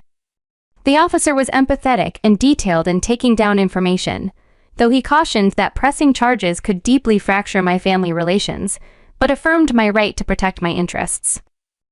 Now, I find myself in a quandary. On one hand, I love my family, and the idea of taking legal action against them is distressing. On the other, their disregard for my autonomy and financial security is deeply troubling, and I fear that without a firm stance, such behavior could recur. For the moment, I have decided to wait for the outcome of the credit card company's investigation and have taken preventive measures by freezing my credit to block any further unauthorized use. This ordeal has been a painful but illuminating experience, teaching me the importance of establishing and maintaining strong personal boundaries. I've always played the role of the peacekeeper, often at my own expense, but I now recognize the need to advocate for myself. Although it's uncomfortable and daunting, this newfound assertiveness is also empowering. I'm finally standing up for myself and declaring that such violations of my trust are unequivocally unacceptable. Thank you again for all your support and advice. I will continue to update as the situation with the credit card investigation progresses, or if there are further developments with my family. Your support has been invaluable in helping me navigate this challenging time. It's been a few weeks since my last update, and there's been quite a lot happening. I want to start by expressing my sincere gratitude for all the support and advice I've received. Your encouragement has been a real source of strength for me during this tough time. Here's the good news first. The credit card company's investigation ended in my favor. They confirmed that the charges were unauthorized and have reversed the $277,710 that was wrongfully charged to my account. It's an enormous relief to have that financial weight lifted off my shoulders. However, things took a turn for the worse when my parents and Mia found out that the trip had been canceled because of the credit card chargeback. The reaction was intense. My phone was flooded with angry calls and texts. My mom left a particularly hurtful voicemail, calling me a selfish and ungrateful son, and accusing me of ruining Mia's graduation trip. Mia took to social media, posting a tearful video about how her cruel brother had destroyed her dream trip. This stirred up quite a buzz among our mutual friends and extended family, many of whom began questioning why I was being so harsh on my little sister. Seeing how out of control the situation was becoming, I decided it was crucial to clarify what had really happened. I wrote a detailed, calm post explaining that my credit card had been used without my permission, and that I had tried to resolve things with my family before taking action with the credit card company. The response to my post was mixed. Some people were supportive, expressing shock at my parents' behavior, while others felt that I should have just let Mia have the trip, even if it meant accepting the fraud. It was eye-opening to see how many people thought it was acceptable to overlook fraud if it benefited family. A few days later, I got an unexpected call from my aunt, my mom's sister. She expressed sympathy for my situation and shared some family history I hadn't known before. Apparently, my mom has a history of financial irresponsibility and has taken advantage of family members before. My aunt encouraged me to stay strong and offered her support. This conversation made me realize that the problem was much deeper than just this one incident. It was part of a long-standing pattern of behavior that had been overlooked for years. I knew I had to set firm boundaries, not just for my own well-being, but to break this cycle of financial abuse. So, I made a difficult decision. I told my parents that I needed to go no contact with them for the foreseeable future. I explained that I needed time to process everything and that I couldn't trust them at the moment. I also told Mia that while I loved her and was proud of her achievements, I needed some space from her as well. Their reactions were predictably negative. My parents accused me of tearing the family apart, and Mia cried, saying I was punishing her for something she hadn't done. It was painful, but I remained firm in my decision. Amid all this family turmoil, I've been focusing on protecting myself from future financial abuse. I've changed all my passwords, closed the credit card account that my parents had access to, and opened a new account at a different bank. I've also started seeing a therapist to help me work through my feelings and to establish healthier boundaries. Despite everything, there's been an unexpected positive outcome from this ordeal. I've learned to value and protect my own well-being more than ever before. The whole situation has had some unexpected silver linings. For one, it's brought me closer to my aunt and a couple of cousins who reached out to offer their support. It's reassuring to know that not everyone in my family agrees with my parents' actions.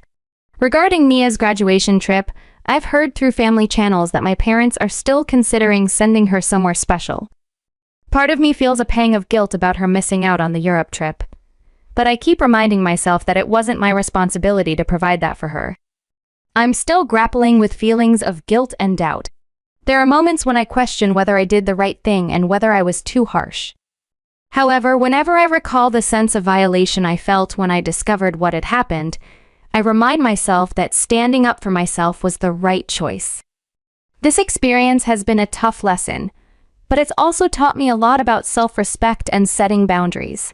I'm learning that it's okay to say no, even to family, and that love shouldn't come with a price tag. Thank you all again for your continued support. I'll keep you updated on any significant developments, but for now, I'm focusing on healing and moving forward. It's been about 1 month since my last update, and I wanted to share some new developments with you. Your ongoing support and advice have been a huge help during this difficult time. First, let me address the legal situation. After a lot of thought and consultation with my lawyer, I decided not to press charges against my parents. This was a tough decision, and I know many of you had suggested taking legal action. However, my lawyer pointed out that since the credit card company had already reversed the charges, pursuing a criminal case would be complicated and potentially expensive with no guarantee of success. Instead, We've sent a formal cease and desist letter to my parents, warning them that any future misuse of my financial information will result in immediate legal action. As for the family situation, the no-contact period with my parents and Mia has been both challenging and revealing. It has given me time to reflect on our family dynamics and focus on myself. I've been regularly attending therapy, which has been incredibly helpful in processing my emotions and learning to set healthier boundaries. About a month into this no-contact period, I received an unexpected email from Mia. Unlike her previous emotional outbursts, this email was surprisingly mature. She admitted that she had been doing a lot of thinking and recognized how wrong our parents' actions were. Mia apologized for her initial reaction and for not standing up for me. She confessed that she had always been aware of the favoritism, but had been too scared and comfortable to confront it. I was cautiously optimistic about Mia's email and decided to proceed with caution. We've had a few phone conversations since, and it seems she is genuinely trying to understand my perspective. Mia has also shared some of her own experiences with our parents' financial irresponsibility, which she had previously kept to herself. It appears that the canceled Europe trip was a wake-up call for her as well. As for my parents, they have been less willing to accept responsibility for their actions. My parents have tried several times to reach out to me. Their attempts have ranged from angry voicemails to guilt-inducing emails. One day, my mom unexpectedly showed up at my apartment, causing a scene in the hallway. It was tough, but I stood my ground and did not engage. This was hard but necessary for my well-being. The reaction from my extended family has been mixed. Some relatives, especially my aunt who reached out initially, have been incredibly supportive. She's become not just an ally, but a major source of strength for me. However, other family members continue to pressure me to reconcile with my parents, using the "but they're your family" argument. I found it necessary to distance myself from these relatives to maintain my peace of mind. On a brighter note, stepping back from my family's drama has allowed me to focus more on my own life and goals. I've picked up a new hobby, photography, and I've been spending more time with friends who respect my boundaries. Financially, I've been making some proactive changes as well. I've increased my contributions to my retirement accounts and have started building a more robust emergency fund. This whole experience has underscored the importance of financial independence and security for me. A particularly rewarding moment happened last week. I received a promotion at work, which came with a significant pay raise. In the past, I might have felt obligated to share this news and the financial benefits with my family. This time, however, I celebrated quietly with a few close friends, feeling proud of my achievements without any guilt or pressure to share. Regarding Mia's graduation trip, I heard from my aunt that our parents eventually sent her on a 3-week tour of California. From what I've heard, Mia enjoyed it. Looking forward, I remain cautiously optimistic. I've decided to extend the no-contact period with my parents for at least another 5 months. I need more time to heal and to see if they can respect my boundaries. With Mia, I'm open to slowly rebuilding our relationship, but I am proceeding with caution and maintaining clear boundaries. This experience has taught me a lot about setting limits, standing up for myself, and the true meaning of family. I've realized that family isn't just about blood relations, it's about mutual respect, support, and love. The friends and relatives who have stood by me through this ordeal have shown me what real family looks like. I've also learned a valuable lesson about financial independence. I've always been cautious with money, but this situation has pushed me to be even more vigilant. I've set up additional security measures on all my accounts and have become more assertive in protecting my financial information, even from family members. There have been moments of doubt and sadness, especially during family events that I've missed due to the no-contact policy. Mother's Day was particularly tough.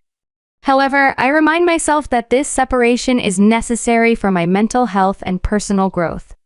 One unexpected outcome of this situation is that I've become a resource for friends dealing with their own family financial issues. Several people have reached out to me for advice on setting boundaries and dealing with financially irresponsible family members. It feels good to be able to offer support and advice based on my own experiences. It's been some time since my last new, and I've had the chance to help others navigate situations similar to mine, which has been incredibly rewarding. Regarding my parents' financial situation, I've learned from my aunt that they're facing some challenges. They had planned to use my credit for more than just Mia's trip, which has led to some tension between them. My dad is upset with my mom for taking things too far with the credit card fraud. While I feel a twinge of guilt knowing they are struggling, I constantly remind myself that their financial problems are not my burden to bear. Mia has offered some insights into how our parents are processing everything. She mentioned that they don't fully grasp why I reacted so strongly to their actions. They view what they did as a normal part of family life and can't understand why I'm making a big deal out of it. This lack of understanding is frustrating, but it also confirms that distancing myself was the right decision. Reflecting on my childhood and early adulthood, I've recognized patterns of financial and emotional manipulation that I had once considered normal. It's been a painful realization, but also a liberating one, as I learned to trust my own feelings and experiences without seeking my parents' approval. On a personal note, I've started dating again. After holding back due to all the family drama, I recently met someone who is incredibly understanding and respectful of my situation. It's still early, but it feels great to be forming a connection with someone who respects my boundaries and values. I'm also considering making some significant changes in my life. I've always wanted to pursue a master's degree, but I postponed it partly because I was worried about how it would affect my ability to support my family financially. Now, I'm seriously looking into programs and thinking about taking the plunge. It feels empowering to make decisions based on what's best for me and my future. As I write this, I realize how much has changed in just a few months. The initial shock and anger have faded, replaced by a sense of calm determination. I'm no longer just reacting to my family's actions. I'm proactively shaping the life I want for myself. To those of you who might be dealing with similar family issues, I want to say, it gets better. Setting boundaries is tough and there may be backlash, but stay strong. You have the right to protect yourself, your bank manager, and your mental health. Thank you all again for your support throughout this journey. Your advice and encouragement have been a lifeline. I'm not sure what the future holds for my relationship with my parents and sister, but I am confident that I'll be okay. I'm stronger now, more sure of myself, and ready to face whatever comes next. I'll update again if there are any significant developments. But for now, I'm focused on moving forward and building the life I want, surrounded by people who respect and support me. Here's to new beginnings and hard-earned wisdom. I'm excited to share the latest developments with all of you who have been such a crucial support throughout this journey. First, I have some big news. I've been accepted into a master's program in financial technology, located about 5 hours away from where I currently live. It's a one-year program that aligns perfectly with my career aspirations. I start this fall and I'm feeling a mix of excitement and nerves about beginning this new chapter. Deciding to pursue this degree was no small feat. It meant leaving my current job, relocating to a new city, and taking on student loans. But more importantly, it signified a significant investment in myself and my future, something I had often put on hold to consider the impacts on my family. Now, I'm making choices based on what's best for me, which feels incredibly freeing. Regarding my family, the situation has taken some unexpected turns. The no-contact period with my parents ended 3 months ago, and we agreed to try a family therapy session facilitated by a professional therapist. It was a tense start. My parents initially came in defensive, maintaining that they hadn't done anything wrong. However, as the session went on, we delved into some deep-seated issues. It came to light that my dad had lost a significant amount of money in a bad investment, a fact he had kept hidden from everyone, including my mom. This financial strain was why they saw my credit card as a means to keep up appearances. The revelation brought a lot of emotions to the surface. My mom felt betrayed by the secrecy, and my dad was deeply ashamed of his financial missteps. For the first time, they seemed to grasp the full weight of their actions towards me. Though their actions are inexcusable, understanding their desperation helped me see the broader context of their decisions. With the therapist's guidance, we managed to address some of these deep-seated issues. By the end of it, I received genuine apologies from both of my parents. We've decided to continue with monthly family therapy sessions. While the path to healing is long and complex, these steps are crucial in rebuilding trust and understanding within our family. I'm cautiously optimistic about the progress we can make together. Rebuilding relationships and setting boundaries has been a slow process, but I'm cautiously optimistic about the progress I'm making with my family, particularly with my sister Mia. She's really come into her own lately, securing a full-time job and moving into her own apartment. We've been talking more regularly, and for the first time, I feel like I'm getting to know her as an adult. She's even reached out for advice on budgeting and saving, which marks a significant milestone in our evolving relationship.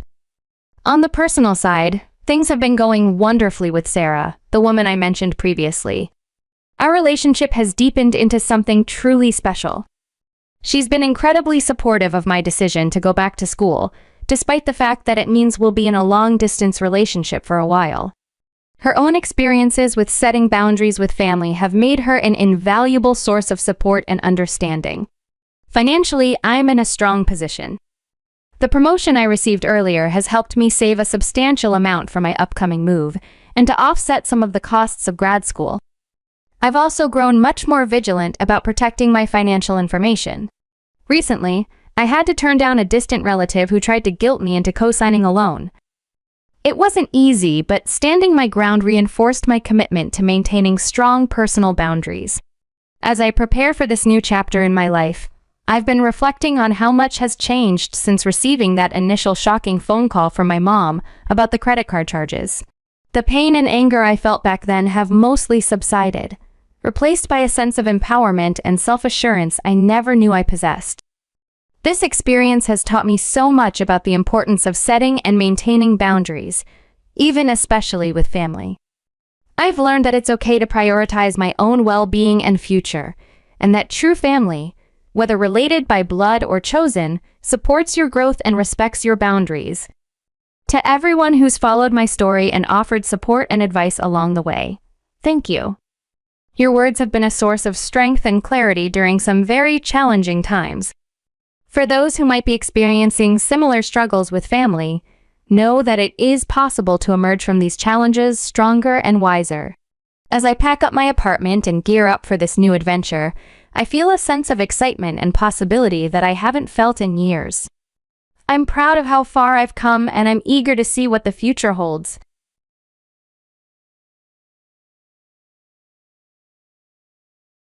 A dream come true for her. However, as we started discussing the wedding plans, I noticed a shift in her demeanor.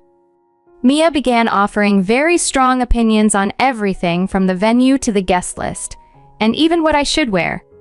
It seemed like she wanted to control every aspect of the wedding, making it more about her vision than ours. William seemed to be caught in the middle, trying to please both his mom and me, which made the situation even more complicated. As the wedding planning progressed, tensions rose and it started to affect my relationship with William. We found ourselves arguing over things that normally wouldn't bother us, all because we were trying to balance our wishes with Mia's expectations. I realized that if we didn't address this issue soon, it could have lasting effects on our future together. So, I suggested that William and I have a private discussion to align our priorities and decide how we could handle the situation with Mia tactfully. We agreed that our wedding should reflect our values and preferences, and while we wanted to respect Mia's input, it was important for us to set boundaries. Together, we planned to sit down with Mia and gently but firmly explain our perspective, hoping she would understand that while her involvement was valued, the final decisions would rest with us. It was crucial for us to communicate openly and ensure that our special day felt true to who we are as a couple. At first, it seemed like a huge deal to her, almost as if I were gaining another family member. She embraced me with warmth, expressing eagerness to forge a deeper bond. My initial excitement grew when she stayed with us for a weekend to assist with wedding preparations and to spend quality time together. I anticipated a wonderful opportunity to connect and grow closer. However, as the weekend progressed, her demeanor began to shift, and I started feeling uneasy. It began subtly during breakfast on Saturday when I served my favorite pancakes. While my fiancé, William, enjoyed his coffee outside, Mia commented with a seemingly innocent smile, "Oh, I guess you don't worry too much about carbs, huh? I laughed it off, though it slightly stung. Later that day, as we flipped through wedding dress catalogs, she pointed out a dress, remarking that it was stunning but only suited for a specific body type, implying it wasn't for someone like me. I tried to shrug it off, but her words made me self-conscious. Throughout our shopping trip for decorations, she dropped another hint about a friend's daughter who had lost weight for her wedding, questioning if I had considered doing the same. I was taken aback and muttered a response about being content with my body, yet her judgment seemed clear. The next day, she inspected my kitchen cupboards and remarked on the abundance of snacks, suggesting I opt for healthier choices to avoid weight gain before the wedding. Her consistent focus on my weight was becoming distressing, and her remarks, always delivered with a smile and in a kind tone, felt increasingly pointed. Strikingly, these comments were never made in William's presence. When he was around, Mia was all charm and sweetness. But once he left the room, the critical remarks resumed. It felt as though I was navigating two different realities, one where I was cherished and another where I was incessantly judged. Initially, I hesitated to discuss this with William, not wanting to stir any tension, especially since we were newly engaged and reveling in our joy. I reassured myself that I could manage the situation, as I've always been proud of my curvy figure and confident in my own skin qualities I've worked hard to cultivate. Mia's critiques seemed more annoying than hurtful, and I was determined not to let them undermine my self-esteem. Yet Mia's visits became more frequent, encroaching on the limited time I had to plan our wedding during the weekends. Each time I hoped to focus on our arrangements, there she was, either offering unsolicited advice or simply lingering around, making it increasingly difficult to maintain my composure. It was increasingly challenging to concentrate on wedding planning with her constant presence. She seemed to always have an opinion, subtly implying she knew better than I did. One weekend, she called to announce she'd be visiting again. A knot formed in my stomach. I desperately needed some alone time to organize things without her input. Trying to deter her, I mentioned I wouldn't be home because I planned to look at wedding dresses. Unexpectedly, she expressed excitement and insisted on joining. Caught off guard and unable to refuse without seeming impolite, I agreed. When she arrived, her enthusiasm was evident, but internally, I was apprehensive about how the day would unfold. As we visited various bridal shops, Mia assumed a motherly role, selecting dresses I didn't care for, and critiquing how certain styles didn't flatter my figure. It was overwhelming. When I tried on a dress I genuinely liked, she remarked it was nice but perhaps too tight around the waist, suggesting something more flowy would be more flattering. Her comment deflated my excitement, making me doubt my choice. By day's end, I hadn't chosen a dress and felt disheartened. Mia returned home, and I welcomed the brief respite from her comments. However, she soon began texting, eager to know when I'd resume dress shopping. I evaded her inquiries, determined to keep my next shopping trip a secret. Unfortunately, William inadvertently mentioned my plans to his mom, and she promptly called to ask when she should join me. Faced with the prospect of another stressful day with her, I concocted a quick excuse, telling her the bridal shop enforced a rule allowing only 3 guests, and my mother and maid of honor were already accompanying me. Mia quickly questioned the odd policy, putting me on the spot. Flustered, I reiterated the shop's rules, feeling the weakness of my lie. I hurriedly ended the call, overwhelmed by guilt for deceiving William's mom, but I knew I needed to protect my own well-being. Despite the guilt, I reminded myself that the day was meant to be enjoyable and exciting. I resolved to focus on the positive aspects of dress shopping, cherishing the support from my mother and maid of honor, and looking forward to finding the perfect dress in a more supportive atmosphere. My mom and maid of honor picked me up, and together we headed to the bridal shop. I pushed aside the lingering guilt and focused on enjoying the moment. It wasn't long before I fell in love with a dress that seemed made just for me. Afterward, Mia's communications dwindled to none, no calls, texts, or visits, though she still spoke with William, which relieved any potential tension between them. In a burst of excitement, I sent her a photo of me in the wedding dress, hoping to share my joy. Her response was just a thumbs-up emoji, nothing more. Unsure of what to make of it, I chose not to linger on her reaction. With the wedding approaching, my days were filled with endless tasks that left little room for dwelling on her. As my wedding day neared, my life was a whirlwind of final touches, securing the guest list, confirming caterers, and perfecting decorations.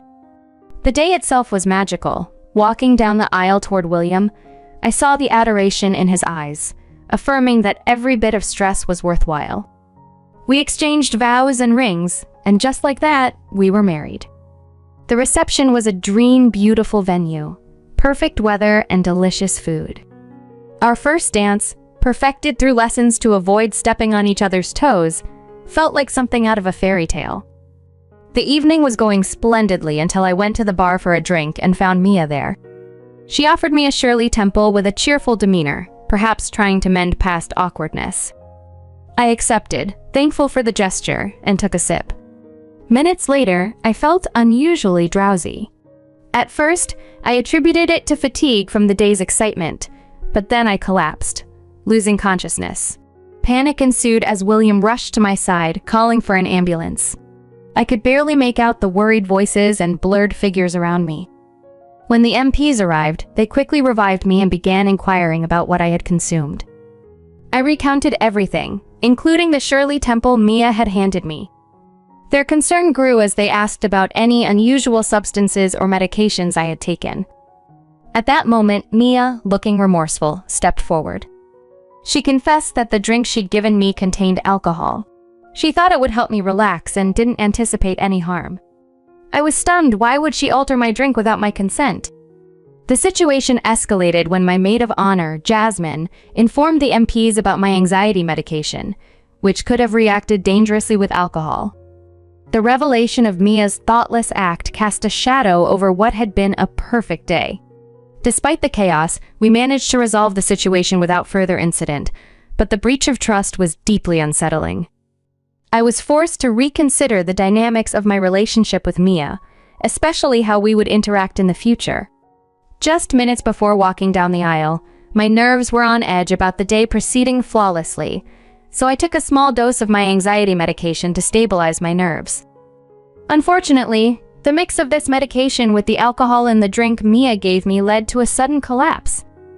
The MPs promptly explained that such a combination could be dangerously reactive, and I was fortunate the consequences weren't more severe. After the MPs departed, the tension escalated. William, visibly shaken and angry, confronted his mother. His voice trembled as he demanded she leave the reception. Mia appeared stunned by his reaction, attempting to clarify her intentions as a mere misunderstanding. However, William was too upset to entertain her explanations and insisted she leave immediately.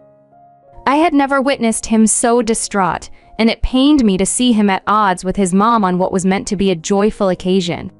The atmosphere of the reception took a steep downturn. Guests sensed the tension and discomfort, and the celebratory mood we had so carefully curated dissipated. People began to trickle out, and soon the reception ended prematurely. The abrupt conclusion to what I had envisioned as a perfect day was heart-wrenching. William and I retreated to our hotel room, overwhelmed by the day's events. The emotional exhaustion was palpable, and a deep sadness overwhelmed me, tarnishing what should have been one of the happiest days of my life. In the aftermath, Mia tried to reach out via texts and calls to both me and William, but we were too hurt and needed space to reflect on the incident independently. It was clear William was deeply conflicted. He loved his mother but felt betrayed by her actions. It was a complex situation with no easy resolution. Upon returning home after the wedding, I endeavored to move past the ordeal and focus on the new chapter of life with William. However, memories of the day frequently surfaced, casting a shadow of regret, and what-ifs particularly. What might have been had Mia not decided to play her risky prank. Thankfully, our honeymoon offered a much-needed respite. We immersed ourselves in new experiences, enjoying moments of pure joy and companionship, momentarily free from the recent strains. It was a blissful escape, and for those 5 weeks, life felt wonderfully normal. But the reality awaited upon our return. As we pulled into our driveway, there was Mia, waiting at our doorstep. My heart sank, a knot of anxiety tightening in my stomach. I knew this confrontation was inevitable, yet I wasn't prepared for it to unfold so soon after our return. Worst of all, Mia didn't start with an apology. Instead, she persisted in defending her actions, insisting that what she did was intended as a harmless prank and downplaying the severity. Her refusal to acknowledge the gravity of her mistake made it even more challenging to navigate the conversation that followed. Mia's refusal to take responsibility was exasperating. She downplayed the whole incident as if it were just a harmless joke. William reached his limit. He couldn't stand it any longer and confronted her decisively. He explained that she had crossed a line and that the only way forward involved her acknowledging her mistake and apologizing to me. Until then, he declared that their interactions would be limited to holiday gatherings like distant relatives who only see each other occasionally. Mia was stunned by his firm stance and began to cry, but William remained resolute. I could see the pain it caused him to enforce these boundaries with his own mother, but he was steadfast in his support for me, ensuring I felt safe and respected. The situation escalated unexpectedly when Mia showed up outside my office one day. Surprised and wary of causing a scene at work, I agreed to meet her at a small cafe across the street. She was visibly upset, and as soon as we sat down, she broke down, attracting the stares of other patrons. Mia expressed her disbelief over William's firm stance, lamenting that he wasn't answering her calls or texts. She begged me to intercede on her behalf, hoping to restore their relationship to how it was before. However, she still hadn't apologized for her actions at the wedding, seemingly in denial about the severity of her behavior. I pointed out that instead of making impromptu visits and creating public disturbances, she should reflect on how her actions had impacted both me and William. I emphasized that she had ruined my wedding day, and it was unreasonable for her to expect me to just overlook that and advocate for her. When she attempted to defend herself by claiming she hadn't meant any harm and felt sorry about my reaction, it was clear she was missing the point about the real consequences of her actions. As Mia continued to cry, drawing more attention within the cafe, I felt increasingly uncomfortable. Wanting to escape the awkward situation, I told her I would see what I could do but made no promises about reconciling with William on her behalf. I left the cafe still unsure about whether to forgive Mia. She hadn't genuinely apologized until I prompted her, which made me hesitant. My mom advised me to forgive my mother-in-law, but I remained conflicted. What do you all think I should do in this situation?